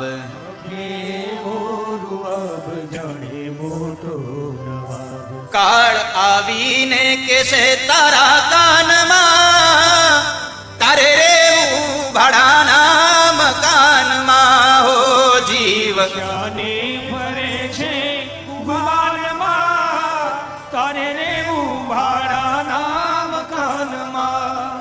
એ લેશે જમડા ઝાલી કરોપડમાં ખાલી. એમના દૂતો આવીને પકડી જશે આમ. પછી કેવા હે, એ તો આપણા સાહિત્યકારો ને આપણા બધા, એ તો આપણે ખાલી હાસ્ય માટે એમ કહીએ કે ઓલા ડોશીમાં જતા હતા ગામમાં છાણા લેવા, કમરથી વાંકા વળી ગયા હતા, આંખે દેખાતું નહોતું, અને છેલ્લે આમ આખો ઓલો ટોપલો ભરાઈ ગયો છાણનો, કોઈ માથે નહોતું ચડાવતું. તઈ માજી એમ બોલ્યા કે હવે તો કાળે નથી આવતો, નકરે વહી જાવ. અને માજીને બિચારાને અંતરમાંથી નીકળી ગયું કાળ. કાળ એટલે મૃત્યુ નથી આવતું. અને એ સમય બરાબર યમરાજ આવ્યું, બરાબર હાલો માજી. માજીને હાથ એકની જીભ નીકળી ગઈ. એ કે આ તો હાથી ના આવ્યા. તે માજી આમ દુખણા જાય, હરે હારું ચૂલ્યો આવ્યા, આ ટોપલો ચડાવતા જાવ. લેશે જમડા જાલીને કરો પડમાં ખાલી. દેશે જમડા જાલી કરો પડમાં ખાલી. એ તારું દાપણ નહીં આવે તારા કામમાં, તારે રેવું ભાડાના મકાનમાં. હો જીવ શાને ફરે છે ગુમાનમાં, તારે રેવું ભાડાના મકાનમાં. અને એટલા માટે ભાડાના મકાનમાં રહેવાનું છે. એટલા માટે કહું છું, તમે કથાઓને સાંભળજો મારા વાલા. ભાગવતની કથાઓને સાંભળજો, હરિકીર્તન ગાજો. મૃત્યુ તો છે જ. આવી કથા સાંભળશો તો મૃત્યુ તમારું સુધરી જશે, મૃત્યુ મંગલ બની જશે. પણ કથા ક્યારે મળે? જન્માંતરે ભવેત પુણ્યમ તદા ભાગવતમ લભેત. અનેક જન્મના પુણ્ય ભેગા થયા હોય ત્યારે તમને ભાગવતની કથા સાંભળવા મળે વાલા. બાકી કથા ભાગ્યમાં ન હોય તો ન જ મળે.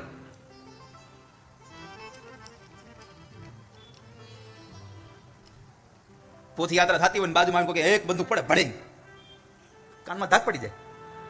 તમારા જ બોલે, બીજું કઈ અવાજ જ ના આવે. નકરું છા કરે.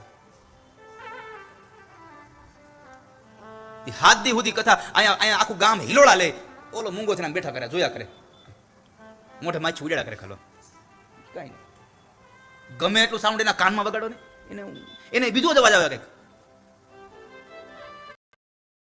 અને પછી બરાબર જ્યાં 7મે દિવસે કથા પૂરી થાય ને વળી પાછી પોથી નીકળે, વળી કોકને હુરાતન ચડે તે યજમાનના કાન પાસે ભડીંગ પડે, તે વળી ઢોલ સંભળાય પાછા.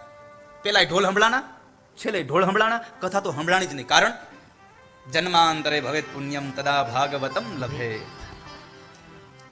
ભાગ્યમાં ન હોય તો ભાગવત ન સાંભળી શકાય. અને એ સમયે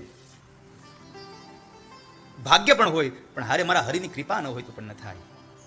રામની કૃપા વગર કશું ન થાય. અતિ હરિ કૃપા જાહી પર હોહી, પાઉં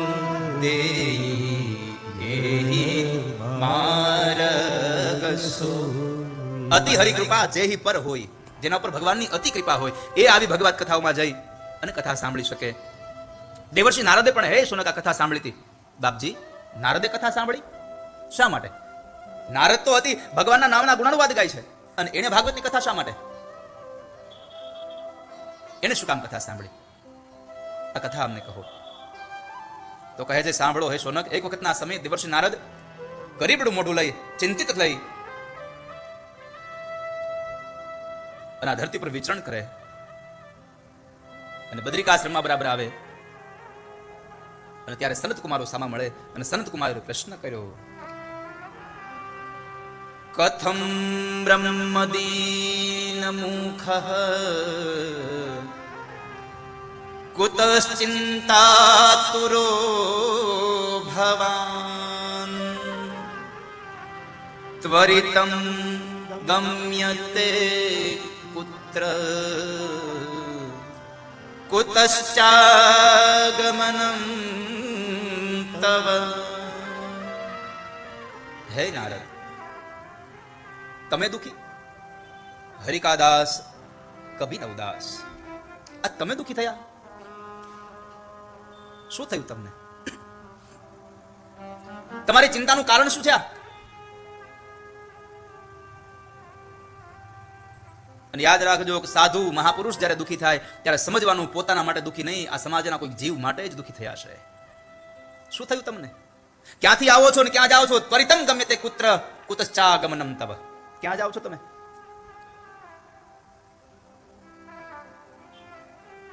નારદજીને પ્રશ્ન કર્યો. નારદે કહ્યું, સત્યમ નાસ્તિ તપઃ શૌચમ દયા દાનમ ન વિદ્યતે ઉદરમ ભરિણો જીવા વરાકા કૂટભાષિણો. આ દુનિયામાં સત્ય નથી રહ્યું. સત્યમ નાસ્તિ તપઃ શૌચમ દયા દાનમ ન વિદ્યતે. આ દુનિયામાંથી પવિત્રતા જતી રહી છે. આ દુનિયામાંથી તપ જતું રહ્યું. આ દુનિયામાંથી દાન જતું રહ્યું છે. આ દુનિયામાં માત્ર ઉદરમ ભરીનો જીવા વરા કાહા કુટ ભાષિણ. માત્ર ને માત્ર આ દુનિયામાં પેટ ભર્યા લોકો રહ્યા છે, અને એ પણ કુટ ભાષિણ. પોતાના પેટ ભરવા માટે સારું સારું બોલે, પોતાની લાલચ માટે કોઈકને બોલાવે, પોતાની લાલચ માટે કોઈકને જમાડે. આપણે જુઓ આવા પ્રસંગો કરીએ, કેટલા રૂપિયાની આપણે થાળીઓ હોય છે. 150 રૂપિયાથી લઈ લઈને 1500 2000 રૂપિયાની થાળી. આમ તમે જુઓ ક્યારેક તો અમુક તો એક થાળી 5 લાખ રૂપિયાની હોય. 5 લાખની થાળી અન્ન વેચાવા માંડ્યું. હવે તમને થાય 5 લાખની આ થાળીમાં આવતું શું છે? તમે કોઈ દી ખાધી?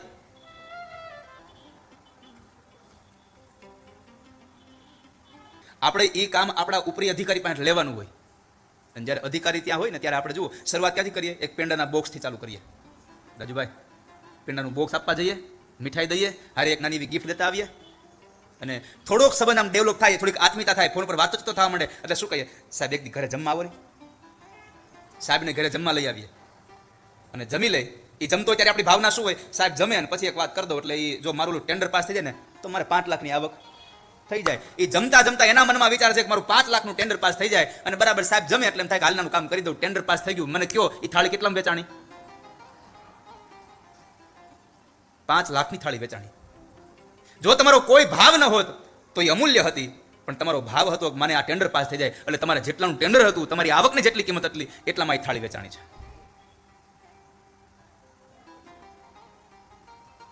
આ દુનિયામાં ઉદરમ ભરીનો જીવા, પેટ ભરા લોકો રહ્યા છે. માત્ર આળસુ લોકો થયા છે. અને આપણી આળસ તો આપણને ખબર જ છે. આમ 2 જણા એક સોફે બેઠા હોય, એકને પાણી તરસ લાગે, શું કે પાણી ભરતા? બોલો, આટલી આળસ ઘરી ગઈ. આ કલીનો પ્રભાવ છે.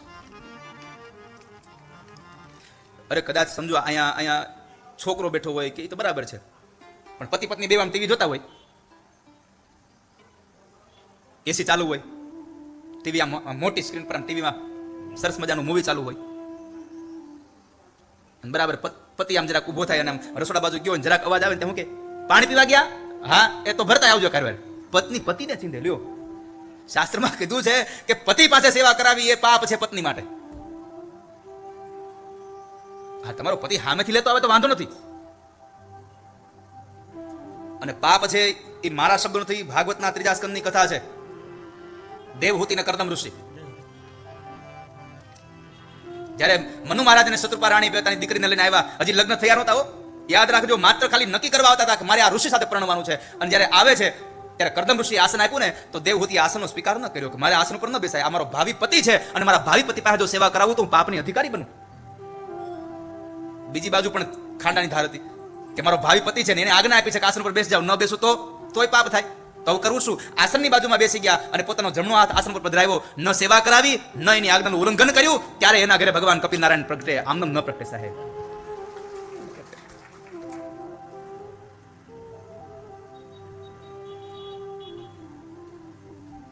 નારદ, શું થયું? પણ નારદે કીધું, સનત કુમારો, બીજું કાંઈ નહીં. આ દુનિયામાં કળિયુગ એટલો ઘૂસી ગયો કે સગો ભાઈ સગા ભાઈની સલાહ લેતો બંધ થઈ ગયો અને હાળાની સલાહ લેવા માંડ્યો. સુંદરનો જમાનો આવ્યો.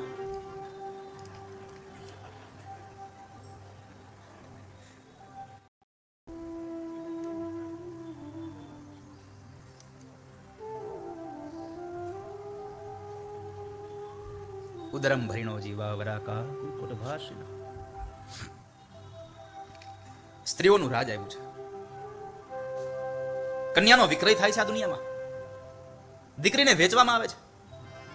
મા બાપ, લોભી મા બાપ પોતાની દીકરીને વેચે છે. મારી દીકરીને તમારી સાથે લગ્ન કરાવવું, પણ તમે મને દહેજ આપો. આ દહેજ એ દીકરીને વેચી છે.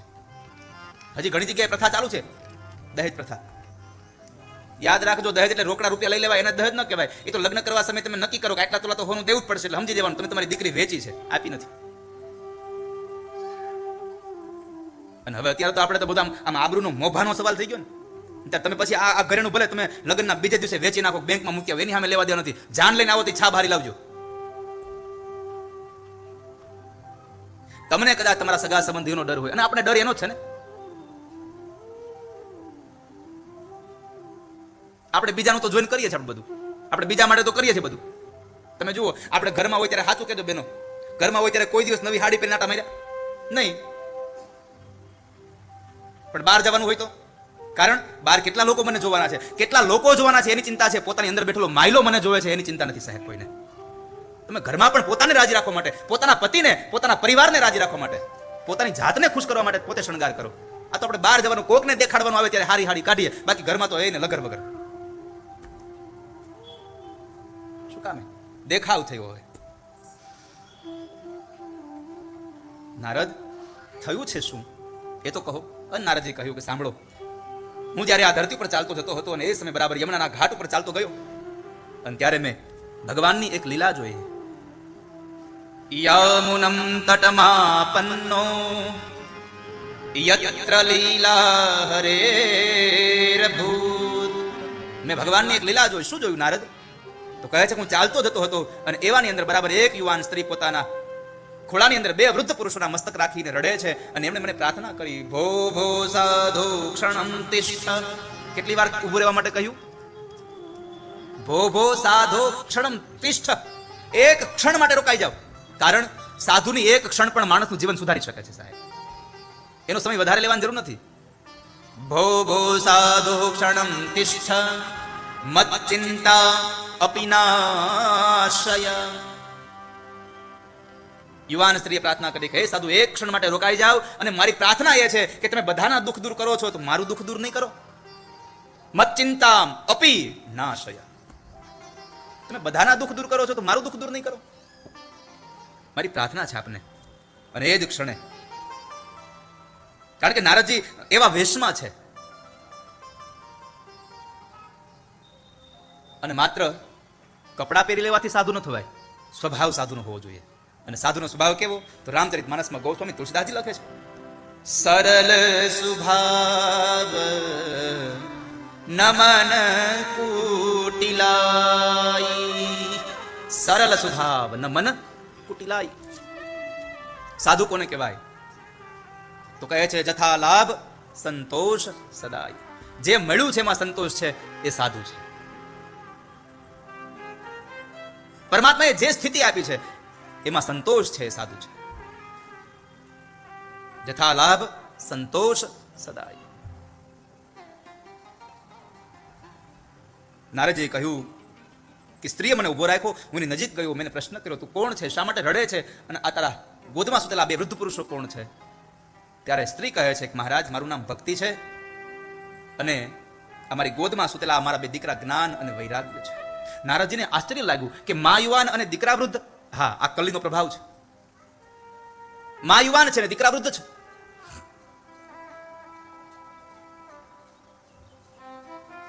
પછી તો ભક્તિએ પોતાની આખી કથા કઈ બતાવી કે મહારાજ,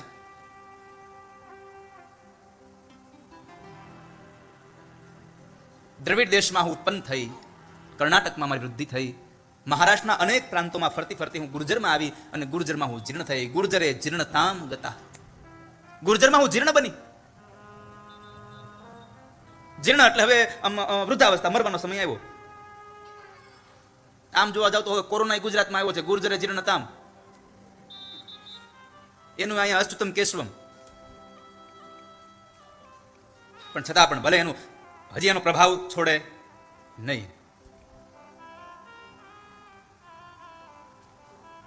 કાદવ હોય અને કાદવને તમે સાફ કરી નાખો ને તો એ જગ્યા સાફ થઈ જાય, પણ વાતાવરણમાં થોડીક એની સ્મેલ તો રહે જ. એટલે અહીંયા કદાચ એ કોરોના જતો રહે, પણ થોડી ઘણી એની હજી પ્રભાવ રહે, એટલે થોડુંક સાવધાન સાવચેતી રાખજો. મેં ગઈકાલે પણ કહ્યું હતું, આજ પણ કહું છું કે 7 દિવસ તમે બાપ કથામાં આવજો, આનંદ કરજો. તમારા બધા માટે અહીંયા દરવાજો ખુલ્લો છે, કોઈ માટે કઈ પાસ નથી, પણ એક શરત છે, માસ્ક પહેરીને આવજો. બધા ભેગું લાવ્યા હોય તો થેલી ન મૂકી દેતા.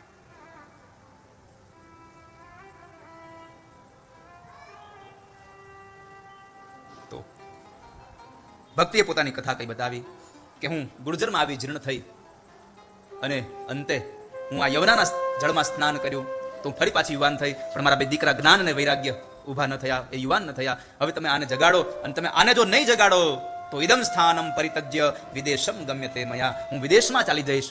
અને ત્યારે નારદજીએ કહ્યું, તમારે ક્યાંય જવાની જરૂર નથી, તમારે ક્યાંય જવાની જરૂર નથી, હું એ તમારા દીકરાઓને જગાડીશ. અને જો તમારા દીકરાઓને ન જગાડી શકો તો મારી વાત સાંભળ્યો, તદાહમ ન હરેર્દાસો લોકે ત્વામ ન પ્રવર્તયે.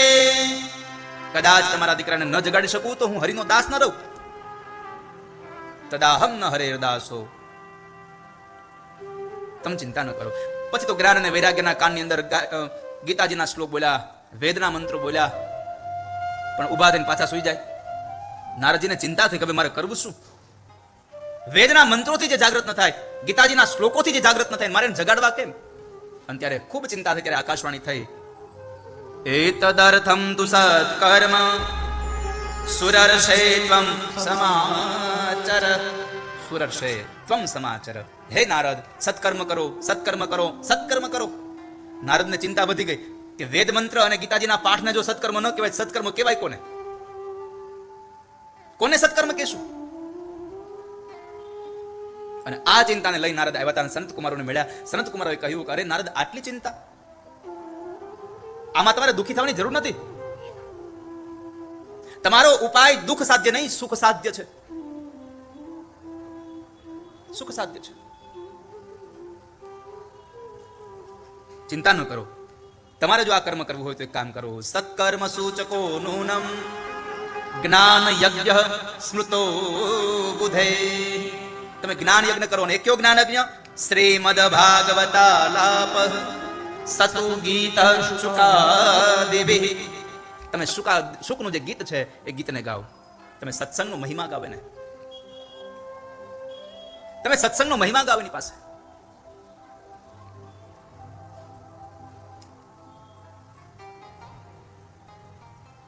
અને સત્સંગ ક્યારે મળે? તો નારદજી કહ્યું, હું સત્સંગ કરવા બીજે ક્યાં જાઉં? તમે જ મને સંભળાવો ને, તમે જ મને સત્સંગ આપો. અને ત્યારે કહ્યું, ભાગ્યોદયેન બહુજન્મ સમર્જિતેન સત્સંગમં ચ લભતે પુરુષો યદા વૈ અજ્ઞાન હેતુકૃત મોહ મદાંધકારં નાશમ વિધાય હિ તદોદયતે વિવેક. નાશમ વિધાય હિ તદોદયતે વિવેક. ભાગ્યના ઉદયથી સત્સંગ મળે છે, અને સત્સંગ મળે તો કલ્યાણ થઈ જાય છે. તમે યાદ રાખજો, તમે જે મંદિરમાં આ દેવની પ્રતિષ્ઠા, આ દેવના દર્શન કરવા આવો છો ને, આ દેવ પણ એમને નથી બિરાજ્યા, આ દેવ પણ સત્સંગના માધ્યમથી અહીં આવ્યા છે. સદગુરુ ગોપાળાનંદ સ્વામીએ સત્સંગ કરાવ્યો. ગોંડલના દરબાર શ્રી ભાણાજી બાપુ જ્યારે હરિમંદિર હતું,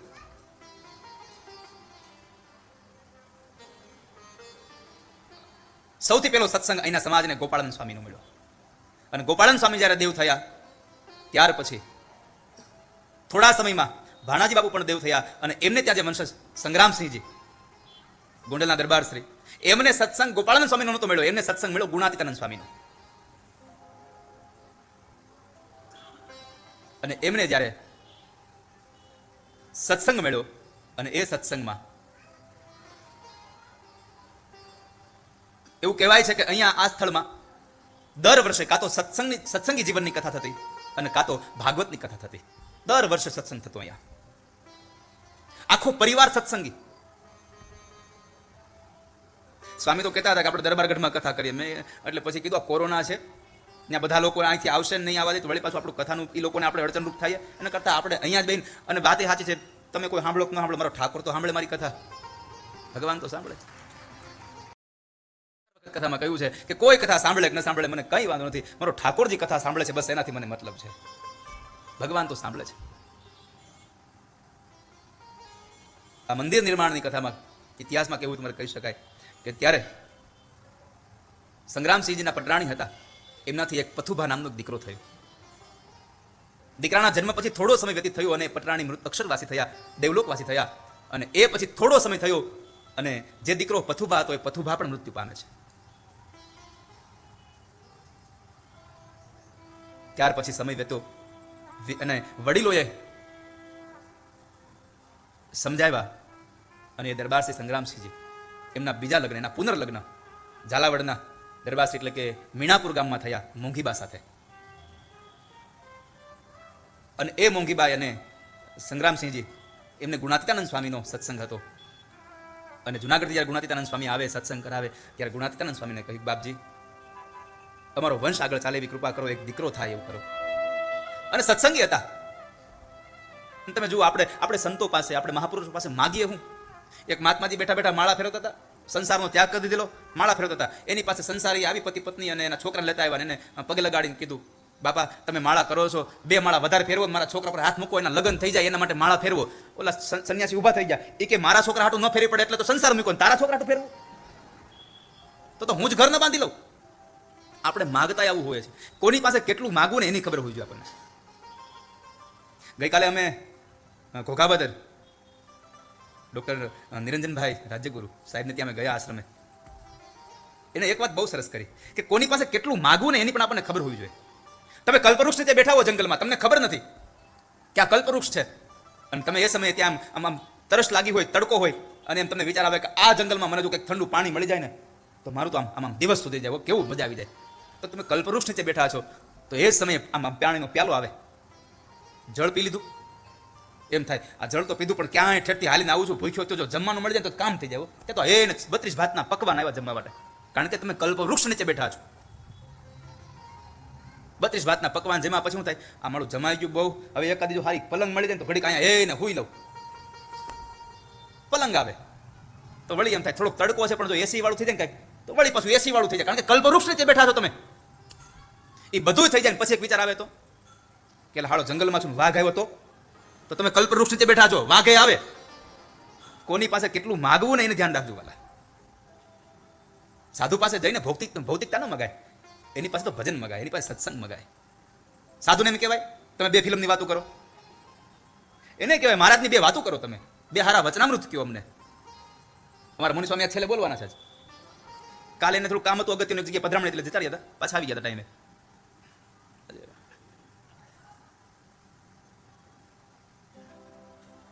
તમે ભાગવતની કથા કરો, સત્સંગ કરો.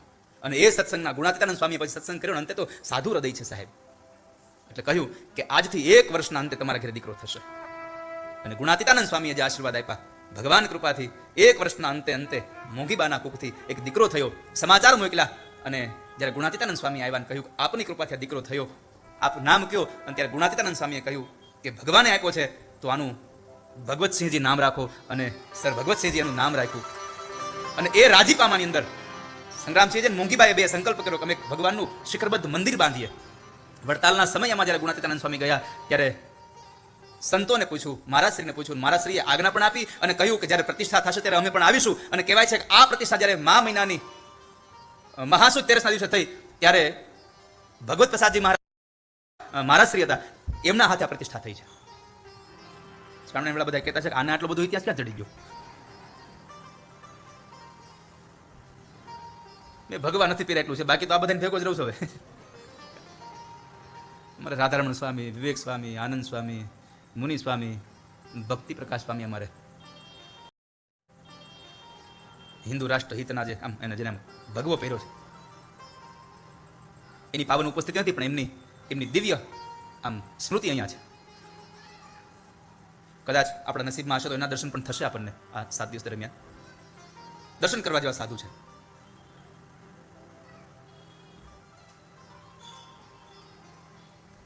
અને પછી પણ એક આ ગુણાતીત ધામમાં એક આપણે માત્ર એટલું હતું કે જ્યારે આમનો પાયો નહોતો ખોદાયો ને એમના પહેલા અહીંયા આગળ આ જ થાંભલીના ટેકે ગુણાતીતાનંદ સ્વામીએ પોતે અક્ષરવાસી થયા હતા. આ ગુણાતીત ધામ નંદ સંતોએ, મેં કહ્યું ને શરૂઆતમાં કહું છું રોજના માટે, કે આ ભૂમિ એટલે કે ભગવાન શ્રી હરિના પદરજથી પાવન થયેલી ભૂમિ છે, અને નંદ સંતોએ કરેલી ભજનની આ ભૂમિ છે. અહીં બહુ ભજન કર્યા છે, એ ભજનના પ્રભાવે આ બધું થયું. ભાગ્યોદયે બહુ જન્મ સમર્જિતે. સત્સંગની વાત નક્કી થઈ, પણ નક્કી થયું સત્સંગ કરવો ક્યાં? સત્સંગ કરવો ક્યાં? ગંગા દ્વાર સમીપે તું તટમાનંદ નામકં. ગંગા દ્વારની નજીકમાં આનંદ નામનો જે તટ છે એના ઉપર કથા કરીએ. હરિદ્વારમાં તમે જુઓ, હરિદ્વારમાં જેટલી કથા થાય એટલી બીજી ક્યાંય થતી નહીં હોય. પણ હરિદ્વારમાં કથા શું કામ? નકર મળ્યા હતા બદ્રીનાથમાં. સનત કુમારો અને નારદજી બદ્રી વિશાલમાં મળ્યા હતા, તો હરિદ્વાર ઉપર શું કામ નક્કી કર્યું? હજી નીચે કેમ ન આવ્યા?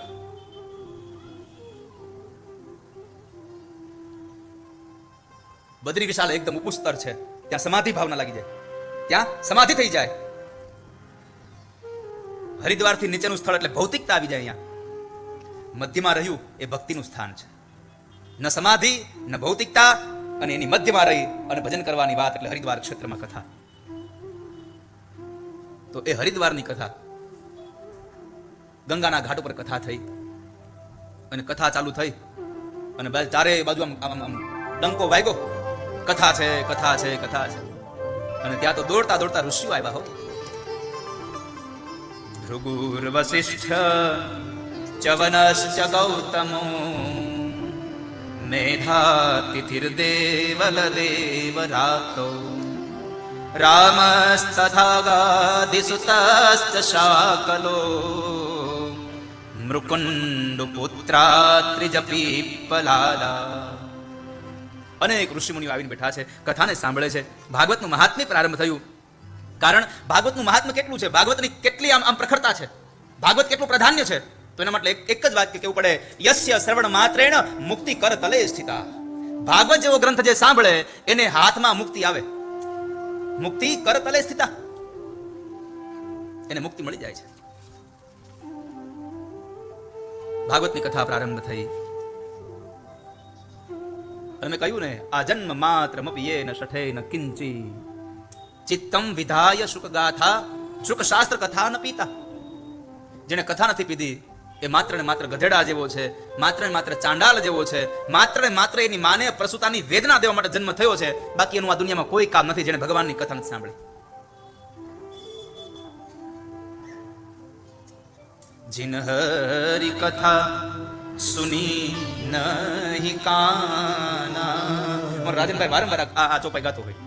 જ્યારે એ પોતે પહેલા જ્યારે કથાની શરૂઆત કરાવતો ને, હવે મારા શરદભાઈ આવી ગયા, નહીં તો રાજન દાદા જ્યારે શરૂઆતમાં પ્રારંભિક બધાની ઓળખાણ આપે ત્યારે પહેલી ગાય, જીન હરિ કથા સુની નહીં કાના શ્રવણ રંધ્ર અરુ ભવન સમાના. જેણે ભગવાનની કથા કાનથી નથી સાંભળી એના માટે આ કાન નહીં, સર્પને રહેવા માટેના દર છે. જેણે ભગવાનની કથા સાંભળી, આ જન્મ માત્ર મપિયેન શઠેન કિંચિત ચિત્તમ વિધાય શુક શાસ્ત્ર કથા ન પીતા ચાંડાલ વચ્ચ ખરવત બત તેન નીતમ મિથ્યા સ્વજન્મ જનની જની દુઃખ ભાજા. તો ભગવાનની કથાનો પ્રારંભ થયો. અનેક લોકો આવીને ત્યાં બેઠા છે, અને એમાં બરાબર જ્યાં શબ્દોનો અવાજ ગંગાના કિનારેથી નીકળી અને યમુનાના કિનારે જ્ઞાન અને વૈરાગ્યના કાનમાં પડ્યો. દેવ જાગ્યા છે, સ્નાન કર્યું, યુવાન થયા, અને સ્વયં ભક્તિ મહારાણી અનેક સ્ત્રીઓને સાથે લઈને, અનેક પુરુષોને સાથે લઈને.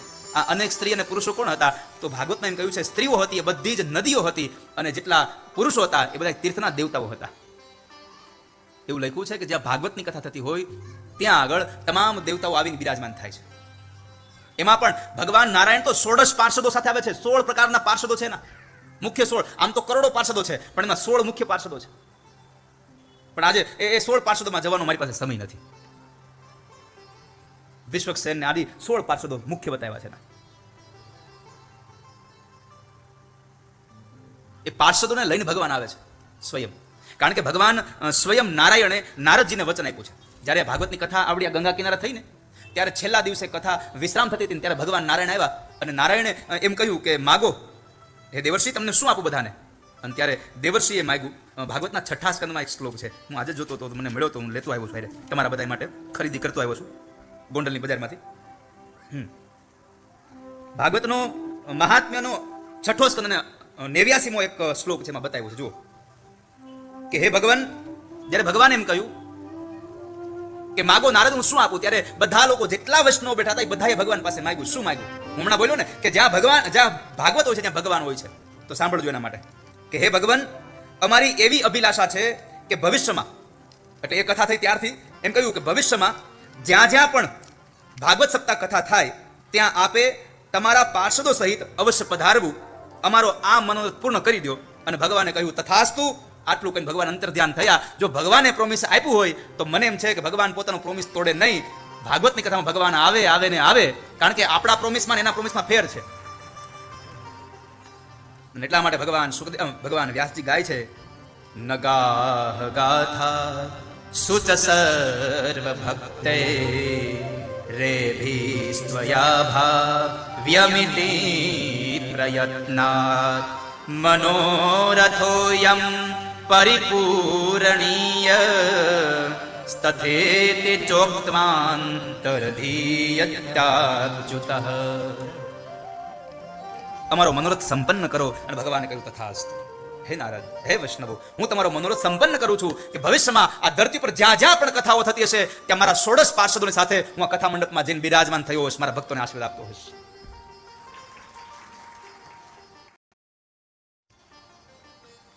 એવી આવડી આ પદ સ્થળીમાં બેઠા છે. અને જ્યારે જ્ઞાન વૈરાગીને લઈને આવે અને ત્યારે ભક્તિ મહારાણી આવે છે ને ત્યારે શું થાય છે ખબર છે? ભક્તિ સુતૌ તૌ તરુણો ગૃહીત્વા.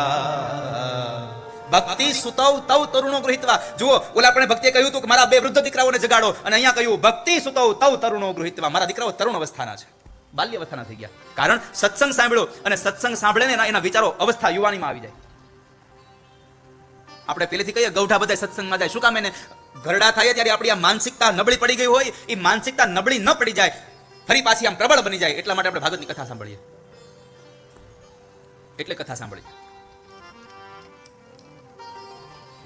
ભક્તિ સુતૌ તૌ તરુણો ગૃહીત્વા પ્રેમે કરૂપા સહસા વિરાસી. પ્રેમેક રૂપા સહસા વિરાસી.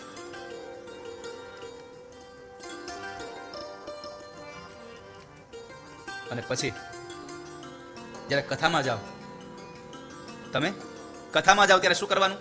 મેં આગળની કથામાં ઘણી વખત કહ્યું છે કે તમે કથામાં જાઓ ત્યારે શું કરવાનું છે? ઘરેથી નીકળો ત્યારે 2-4 બહેનો ભેગા થઈને હાલ્યા આવતા હો, અને 1-2 બીજા આપણા શેરીમાંથી ન આવ્યા હોય તો એ આપણે કરવાનું નથી. ફલાણીને કીધું પણ આવી નહીં. કથામાં ઘરેથી નીકળો, કથામાં પહોંચો ત્યાં સુધી એક જ વસ્તુ કરવાની, શ્રી કૃષ્ણ ગોવિંદ હરે મુરારે નાથે નામા નિમુર વદંતી. આ હું નથી બોલ્યો, હજારો વર્ષ પહેલા ભગવાન વેદવ્યાસે લખ્યું, નાથેતી નામાની મુહુર વદંતી. તમે જ્યારે કથામાં આવો ત્યારે તમારે ગાતું આવવાનું, શ્રી કૃષ્ણ ગોવિંદ હરે મુરારે, શ્રી કૃષ્ણ ગોવિંદ હરે મુરારે. કથામાં આવીને બેસી જાઓ, પછી જ્યારે અહીંયાથી ગવડાવવામાં આવે ત્યારે ગાવાનું, અને જ્યારે ફરી પાછા ઘરે જાઓ ત્યારે ગાતું જવાનું, શ્રી કૃષ્ણ ગોવિંદ હરે મુરારે હે નાથ નારાયણ વાસુદેવ. શ્રી કૃષ્ણ ગોવિંદ હરે મુરારે, શ્રી કૃષ્ણ ગોવિંદ હરે મુરારે, શ્રી કૃષ્ણ ગોવિંદ હરે મુરારે, શ્રી કૃષ્ણ ગોવિંદ હરે મુરારે. હે નાથ નારાયણ વાસુદેવ.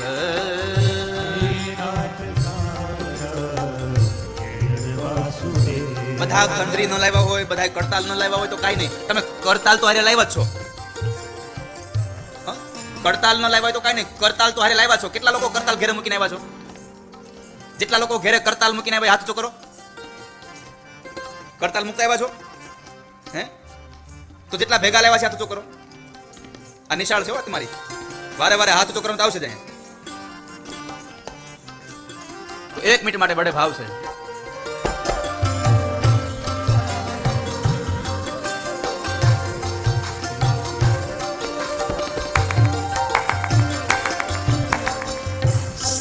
કૃષ્ણ ગોવિંદ હરે મુરારે.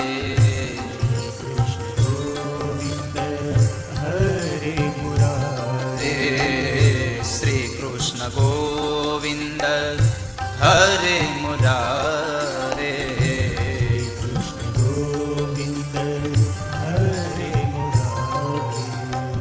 હે નાથ નારાયણ વાસુદેવ.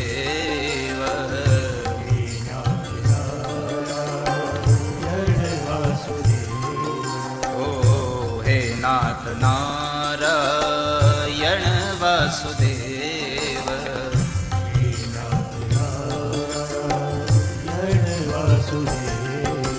શ્રી કૃષ્ણ ગોવિંદ હરે મુરારે.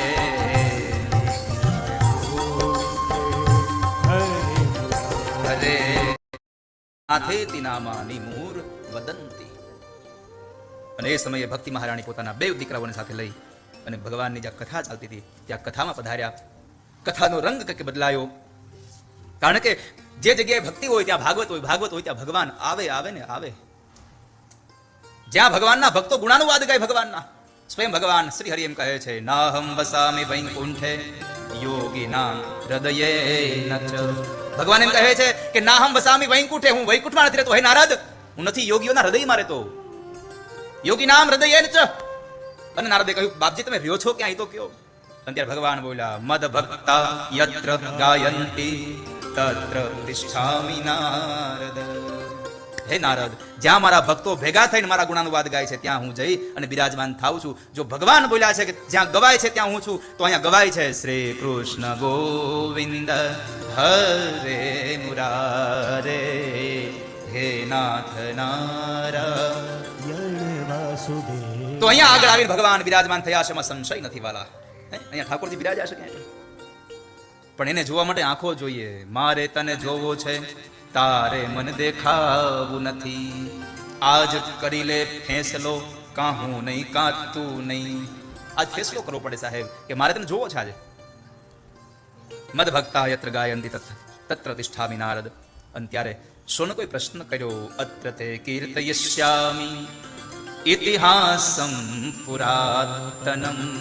ઇતિહાસમ પુરાતનમ, તમારી પાસે કોઈ ઇતિહાસની કથા છે કે તમે એમ કહ્યું કે મરેલાની પાછળ જો કથા કરવામાં આવે તો આ કથા મોક્ષ આપે છે? અને વાતે સાચી છે ને, આપણે કથા હું કામ બેહાડીએ છીએ? પિતૃ મોક્ષાર્થે. પિતૃ મોક્ષાર્થે કથા હોય, બરાબર છે ને? હા કે ના? મરી ગયા હોય એની મુક્તિ માટે કથા હોય. તો તમે ખાલી તમારી જાતને પ્રશ્ન કરો કે મરી ગયાની વાહે જો એ અહીંયા એનું શરીર નથી, એનો આત્મા નથી, કાંઈ નથી, અને છતાં એના નામની વાહે જો કથા બેહાડી અને મુક્તિ આપે, તો તમે તો પંચમહાભૂતના ખોળિયાની હારે કથા મંડપમાં બેઠા છો, કેમ મુક્તિ ન મળે? પણ આપણી મુક્તિ કંઈક અલગ છે. મર્યા પછી ઉપર મુક્તિ જોઈએ છે, મર્યા પછીની ખબર જ નથી. હજી પ્રશ્નાર્થ ચિહ્ન છે આપણી પાસે. મુક્તિ તો અહીંયા છે. સ્વર્ગ અને નર્ક પણ આ ધરતીમાં છે.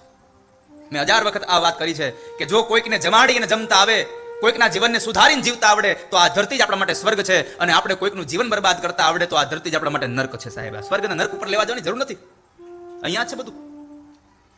પણ આપણે તો મર્યા પછી સ્વર્ગમાં નર્કમાં જવું છે. મર્યા પછી જવાની જરૂર નથી, જીવતા જ. જીવનના શ્વાસ ખૂટી જાય અને ઈચ્છાઓ અધૂરી રહી જાય તો એ મૃત્યુ છે. જીવનના શ્વાસ ખૂટી જાય અને ઈચ્છાઓ અધૂરી રહી જાય તો એ મૃત્યુ છે. પણ શ્વાસ બાકી રહે અને ઈચ્છાઓ પૂરી થઈ જાય એ જીવતા મોક્ષ છે. અહીંયા સાહેબ તમને તમારો શ્વાસ પૂરો થઈ ગયો ને હોય કાંઈ નહીં, પણ તમારી ઈચ્છાઓ સમાપન થઈ જાય. આશા ને તૃષ્ણા મટી ગઈ મનની. આશા ને તૃષ્ણાઓ જેના મનની મટી જાય છે એને આ દુનિયામાં એને મુક્તિ છે, અહીંયા મોક્ષ છે. આવું બધું સાંભળીએ ને પછી આપણને એમ થાય આમ આમ આમ આમ એવો રંગ લાગી જાય. હવે તો ઘરે જઈને છોકરાની વહુને જુડો આપી જ દેવો છે. હવે તો ઘરે જઈને છોકરાને કહી દેવું, ભાઈ તારે વ્યવહાર કરવો એમ કરી, મારે કાંઈ નહીં, હું તો એને 3 ટાણા જમીને ભગવાનનું ભજન કરીશ. પણ જેવા ઊભા થાય આમ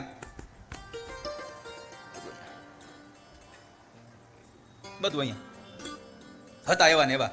ગંગા નાયા, ગોમતી નાયા, જમના નાયા, બધું પાણી દિવાલે.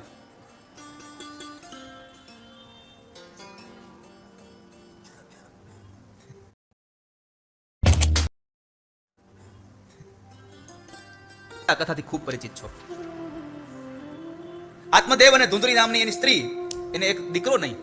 અને મેં ગઈકાલે કદાચ કહ્યું હતું કે આગળ કંઈક કહ્યું, મને યાદ નથી બહુ. આત્મદેવ એટલે આત્મા છે, ધુંધળી એટલે બુદ્ધિ છે. જ્યાં સુધી આત્મા રૂપી આ જીવને, આ પુરુષને એની ધુંધળી રૂપી આ સ્ત્રીથી એટલે કે બુદ્ધિથી વિવેક રૂપી પુત્રનો જન્મ નહીં થાય, ત્યાં સુધી આત્મા રૂપી પુરુષને શાંતિ નહીં મળે. આ ધુંધળી બુદ્ધિ છે, તર્ક અને વિતર્ક વાળી, ન કરવાના વિચારો કર્યા કરે બેઠી બેઠી. કથામાં આવીને વિચારતા છેલ્લે બેહીને આગળ બેઠા હોય તેને પવન આવતો છે કે આપણે તે પવન નથી આવતો અહીં, આવું વિચારે. એને પવન ની પડી હોય, એને કથા સાંભળાય ન પડી હોય.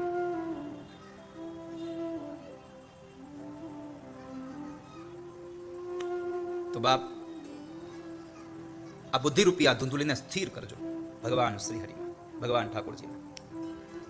આત્મદેવ બ્રાહ્મણ તો કર્મનિષ્ઠ છે, અને પછી તો એમ કહેવાય છે કે જ્યારે દીકરો ન હતો ત્યારે મૃત્યુ પામવા માટે જાય, મરવા માટે જાય, અને એને માર્ગમાં સાધુ મળી જાય. સંતે બાવડું પકડ્યું, ક્યાં જાય છે? કેટલા જન્મના કર્મો હશે. મેં પદ્મ પુરાણમાં કે એક પુરાણમાં વાંચ્યું છે, આ જન્મમાં દીકરો નથી એનું મૂળ કારણ છે ગયા જન્મની આપણી કૃતિઓ, ગયા જન્મની આપણી પ્રવૃત્તિઓ, આપણી વૃત્તિઓએ આ જન્મને આપણે સંતાનહીન રાખ્યા છે. ગયા જન્મમાં કોઈ બ્રાહ્મણને દુઃખી કર્યો હોય, કોઈ દીકરીને દુઃખી કરી હોય, કોઈનું ધન લઈ લીધું હોય, કોઈની જમીન લઈ લીધી હોય, આના પ્રતાપે બીજા જન્મમાં તમારે ત્યાં વારસદાર નથી આવતો, તમારો વંશ આગળ નથી ચાલતો. તો આત્મદેવના કયા જન્મના પાપ છે? એને ત્યાં દીકરો નહીં, એટલું નહીં, એના આંગણામાં બાંધેલી ગાયને વાછડું ન થાય, વૃક્ષને ફળ આવે, ફળ બગડી જાય, અને તુલસીના છોડને માંજર ન લાગે. ક્યાં ભાવના પાપ છે એના?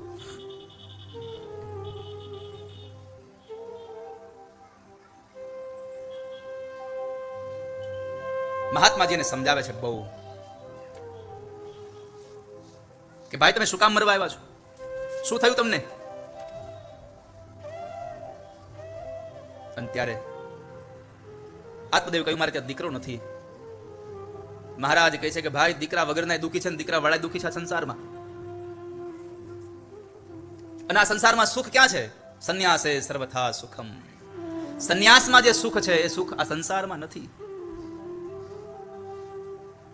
સંન્યાસ એટલે ઘર છોડ કે બન મેં બાસ કિયો, મન બાસના કો ત્યાગ કિયો ही नहीं, આવો સંન્યાસ નહીં.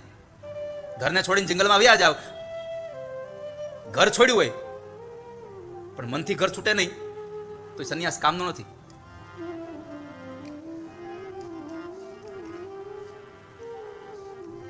અને ત્યારે આત્મદેવને ખૂબ સમજાવ્યા, ન સમજ્યા. અંતે એક ફળ આપ્યું, અને ફળના પ્રભાવે કહેવાય છે કે એની પત્નીને ફળ આપ્યું, પણ એની પત્ની એ ફળ ગાયને ખવડાવી દીધું. એની બેનપણી સાથે નક્કી કર્યું તારે ત્યાં દીકરો થાય, સંતાન થાય, મને આપી દેજે. અને એને ત્યાં અંતે સંતાન થયું, એનું નામ પાડ્યું ધુંધુકારી. ધુંધુલીનો દીકરો ધુંધુકારી.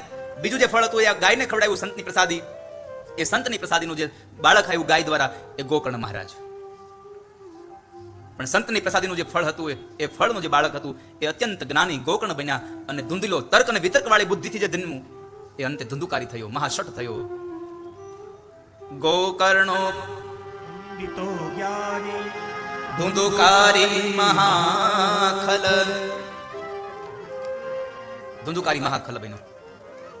અને જ્યારે મા બાપ પાસે પૈસા માંગે, મા બાપ પૈસા ના આપે તો એને ન બોલવાના શબ્દો બોલે. એમાં એક વખતના સમયે આત્મદેવને બ્રાહ્મણને ધુંધુકારીએ લાત મારી અને પછાડ્યો. જ્યારે દીકરાનું પાટું વાગ્યું ત્યારે પેલા મહાત્માજીના શબ્દો યાદ આવ્યા કે દીકરા વગરનાય રડે છે અને દીકરા વાળાય રડે છે.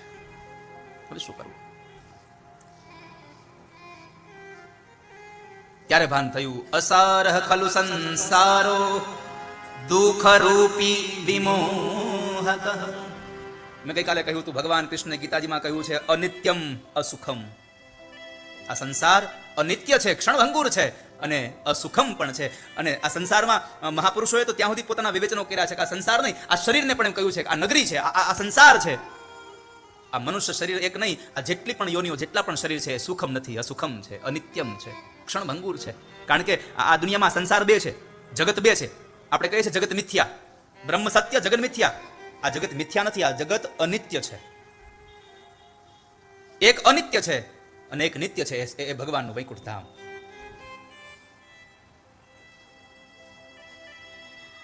બીજી વાત, ભગવાને આ સંસારને દુઃખાલયમ કહ્યો છે. ગીતાજીમાં ભગવાને દુઃખાલયમ શબ્દ વર્ણવ્યો છે આ સંસારને. તો મેં આ વ્યાખ્યા ગઈકાલે કરી એટલે આજ ફરી વાર એનો શબ્દ નહીં બગાડું, એનો સમય નહીં બગાડવો જાય. ગોકર્ણ મહારાજની વાત અહીંયા આત્મદેવને સમજાઈ ગયું. આ દુનિયામાં કોઈ કોઈનું નથી. આ દુનિયામાં કોઈ કોઈનો સંબંધ નથી. એ તો આપણે બધા બહેનો બધા કહેતા હોય, આપણે આમાં બધું સમજાય જાય ને તે પછી ગાતા હોય, કોઈ કોઈનું નથી રે, કોઈ કોઈનું નથી રે. આ મારો દીકરો ને આ મારો બાપ છે, આ મારી ઘરવાળી ને આ મારી માત છે. મુવાની સંગાથે કોઈ મરતું નથી રે, કોઈ કોઈનું નથી રે, કોઈ કોઈનું નથી રે, કોઈ કોઈનું નથી રે. અલ્યા નાહક ના મરો બધા મથી મથી રે, કોઈ કોઈનું નથી રે. અલ્યા અલ્યા નાહક નામરો બધા મથી મથી રે, કોઈ કોઈનું નથી. આ દુનિયામાં કોઈ કોઈ નથી. સુતઃ કસ્ય ધનમ કસ્ય સ્નેહવાન જ્વલતે નિશમ, સ્નેહવાન જલતે નિશમ. આ દુનિયામાં કોઈ કોઈ નથી. અંતે ગોકર્ણ મહારાજ પાસે જ્ઞાન લીધું. ગોકર્ણ મહારાજને એક પ્રશ્ન કર્યો કે મારે શું કરવું જોઈએ, અને જ્ઞાની ગોકર્ણ એટલું જ કહ્યું, પિતાશ્રી એક વાત કહું, જો ખોટું ન લાગે તો, તમારી ઉંમર થઈ, હવે શું કરશો? અને ગોકર્ણ મહારાજે ગોકર્ણ ગીતાનું ગાન કર્યું છે. ધર્મમ ભજસ્વ, ધર્મમ ભજસ્વ. તમે ધર્મને ભજી લો પિતાશ્રી. પછી સતતમ ત્યજ લોક ધર્મા. તમે સતતને માટે આ લોકની ઈચ્છાઓ, આ લોકના સંસારની આ વ્યવહારને છોડી દો. બીજી વાત, સેવસ્ય સાધુ પુરુષાન જહિ કામ તૃષ્ણામ. સાધુ પુરુષોની સેવા કરો. અને સૌથી મોટી વાત કહું પિતાશ્રી, આ દુનિયામાં સુખી થવું હોય તો ગોકર્ણ મહારાજે બહુ અતિશય એક સુંદર ઉપદેશ આપ્યો છે. અન્યસ્ય દોષ ગુણ ચિંતન માસુ મુક્ત્વા. હું કહ્યું અન્યસ્ય દોષ ગુણ માસુ, અન્યસ્ય દોષ ગુણ ચિંતન માસુ મુક્ત્વા. બીજાના દોષનું ચિંતન કરવાનું છોડી દો. પોતાના દુર્ગુણને જોવો, બીજાના સદગુણને જોવો. પણ આપણને તો દુનિયામાં દેખાતું જ નથી કઈ. આપણને બીજાના દુર્ગુણ દેખાય, આપણને પોતાના સદગુણ દેખાય. અન્યસ્ય દોષ ગુણ ચિંતન માસ મુક્ત્વા. અને છેલ્લે કહ્યું સેવા કથા રસમહો નિતરામ પીબત્વમ. પિતાશ્રી, ભાગવતની કથાનો, ભગવાનના નામની કથાનો રસ પીવો. સેવા કથા રસમહો નિતરામ પીબત્વમ. ગોકર્ણ મહારાજના શબ્દો લાગી ગયા અને અંતે આત્મદેવ બ્રાહ્મણ નીકળી જાય છે. આ દુનિયામાં કર્મનું પ્રધાન છે સાહેબ. કર્મથી બધાને દુઃખ ભોગવવું જ પડશે, કોઈ પણ હોય. કર્મનું ફળ તો હારા હારાને ભોગવવું પડે છે. તો હું તમે તો શું વિષાદ છીએ. કર્મનું ફળ તો માં જાનકીએ ભોગવું છે. 14 વર્ષનો વનવાસ થયો, પોતાના પતિથી જે અલગ રહ્યા, વિયોગ થયો રામજીનો, એનું મૂળ કારણ છે એનું આગલા થોડાક પેલા સમયનું પેલું પોતાનું કર્મ.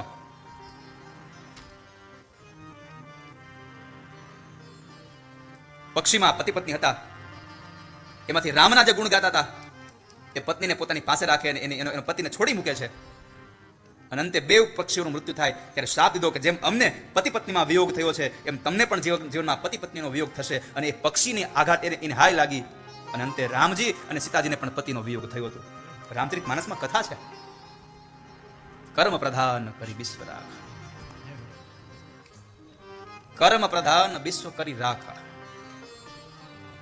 તો માં જાનકીને પણ જો દુઃખ ભોગવવું પડ્યું તો આપણે તો એક સામાન્ય મનુષ્ય છે.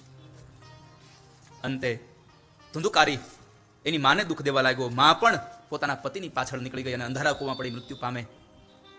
ધુંધુકારી સ્વચ્છંદી બન્યો. ન ખાવાના પદાર્થો ખાય, ન પીવાના પદાર્થો પીવે. 5 ગણિકાઓ સાથે સંગ થયો અને એક વખત રાજાનો ખજાનો તોડ્યો અને અંતે એ ગણિકાઓને જ્યારે ધન આપ્યું ત્યારે ગણિકાઓએ એને મારી નાખ્યો. મોઢામાં ધગધગતા અંગારા નાખીને માર્યો. ધુંધુકારી મૃત્યુ પામ્યો પણ પ્રેત બન્યો છે. ગોકર્ણ મહારાજે ગયાજીમાં શ્રાદ્ધ કર્યું પોતાના પિતૃઓના મોક્ષ માટે. શ્રાદ્ધનો બહુ મહિમા છે આપણા સમાજમાં. દેવોનું શ્રાદ્ધ ઉદિત કાળમાં, પિતૃઓનું શ્રાદ્ધ મધ્યાહન કાળમાં અને પ્રેતનું શ્રાદ્ધ નિશા કાળમાં. આપણે ઘરે શ્રાદ્ધ કરીએ તો એનો સમય આપ્યો છે, પણ ગરુડ પુરાણ એમ કહે છે કે ગયાજીમાં જઈને તમે કોઈ પણ શ્રાદ્ધ ગમે ત્યારે કરી શકો. 24 કલાકમાં ગમે ત્યારે શ્રાદ્ધ કરી શકો. અડધી રાત્રે શ્રાદ્ધ કરી શકો. અને ગયાજીમાં શ્રાદ્ધ કરે એના પિતૃઓને મોક્ષ મળે. બધાને મોક્ષ મળે, પણ અહીંયા ધુંધુકારીને મોક્ષ ન મળ્યો. ધુંધુકારી પોતાના ભાઈ પાસે આવે છે અને ભાઈ ગોકર્ણ મહારાજને કહ્યું મને આ પ્રેત અવનીમાંથી મોક્ષ અપાવો. તો ગોકર્ણ મહારાજે કહ્યું કે મેં ગયાજીમાં શ્રાદ્ધ કર્યું. ધુંધુકારી બોલ્યો, ગયા શ્રાદ્ધ શતે નાપી મુક્તિ મેં ન ભવિષ્યતિ, મને મુક્તિ ન મળે. તો પછી કહેવાય છે સૂર્યનારાયણ ભગવાનની આરાધના કરી. આજે એ પણ તિથિ છે આજે સાથે સૂર્યની ઉપાસના. એવું લખ્યું છે શાસ્ત્રોમાં કે આ નદી, આ નદીઓ, આ નદ, આ સાગર, આ પર્વતો, આ દેવતાઓ, આ રાશિ, નક્ષત્ર, આ બધાની ઉત્પત્તિ સૂર્ય દ્વારા થઈ છે. અને તમારા શરીરમાં કોઈ પણ રોગ હોય, તમે સૂર્યના 21 નામોની એક નામાવલી છે, એ નામાવલીનો સવાર અને સાંજ 2 ટાઈમ તમે જો પાઠ કરો ને તો તમારા બધા જ રોગોમાંથી તમને મુક્તિ મળે, આવું પુરાણમાં લખ્યું છે. અને એનો એક સત્ય ઘટનાનો દાખલો પણ તમને કહું. ભગવાન શ્રી કૃષ્ણના પત્ની જાંબવતી અને જાંબવતીનો દીકરો સાંબ. સાંબે જ્યારે પોતાનો, સાંબ છે ને રૂપવાન બહુ હતો, દેખાવડો બહુ હતો. અને દેખાવડા હોય પછી એને બીજા લોકોની કદરૂપતા બહુ વધારે દેખાય. એટલે પોતે દેખાવડો એટલે કદરૂપતા દેખાતી. એમાં બરાબર દેવર્ષિ દુર્વાસા આવ્યા, ઋષિવર. શિથિલ શરીર હતું એટલે એની હાંસી ઉડાડી. અને ત્યારે એમણે એમને શ્રાપ આપ્યો, દુર્વાસાએ શ્રાપ આપ્યો કે જા તે મારી મજાક કરી છે, તું કુષ્ઠ રોગી વાળો બનીશ જા. અને કુષ્ઠ રોગી બન્યો, એનું શરીર પતલું થવા માંડ્યું, શરીરમાં કોઢ નીકળ્યો. બધાની પાસે સલાહ માંગી, કોઈએ કઈ સલાહ ના આપી, અનેક ઉપચાર કર્યા, સારું ન થયું.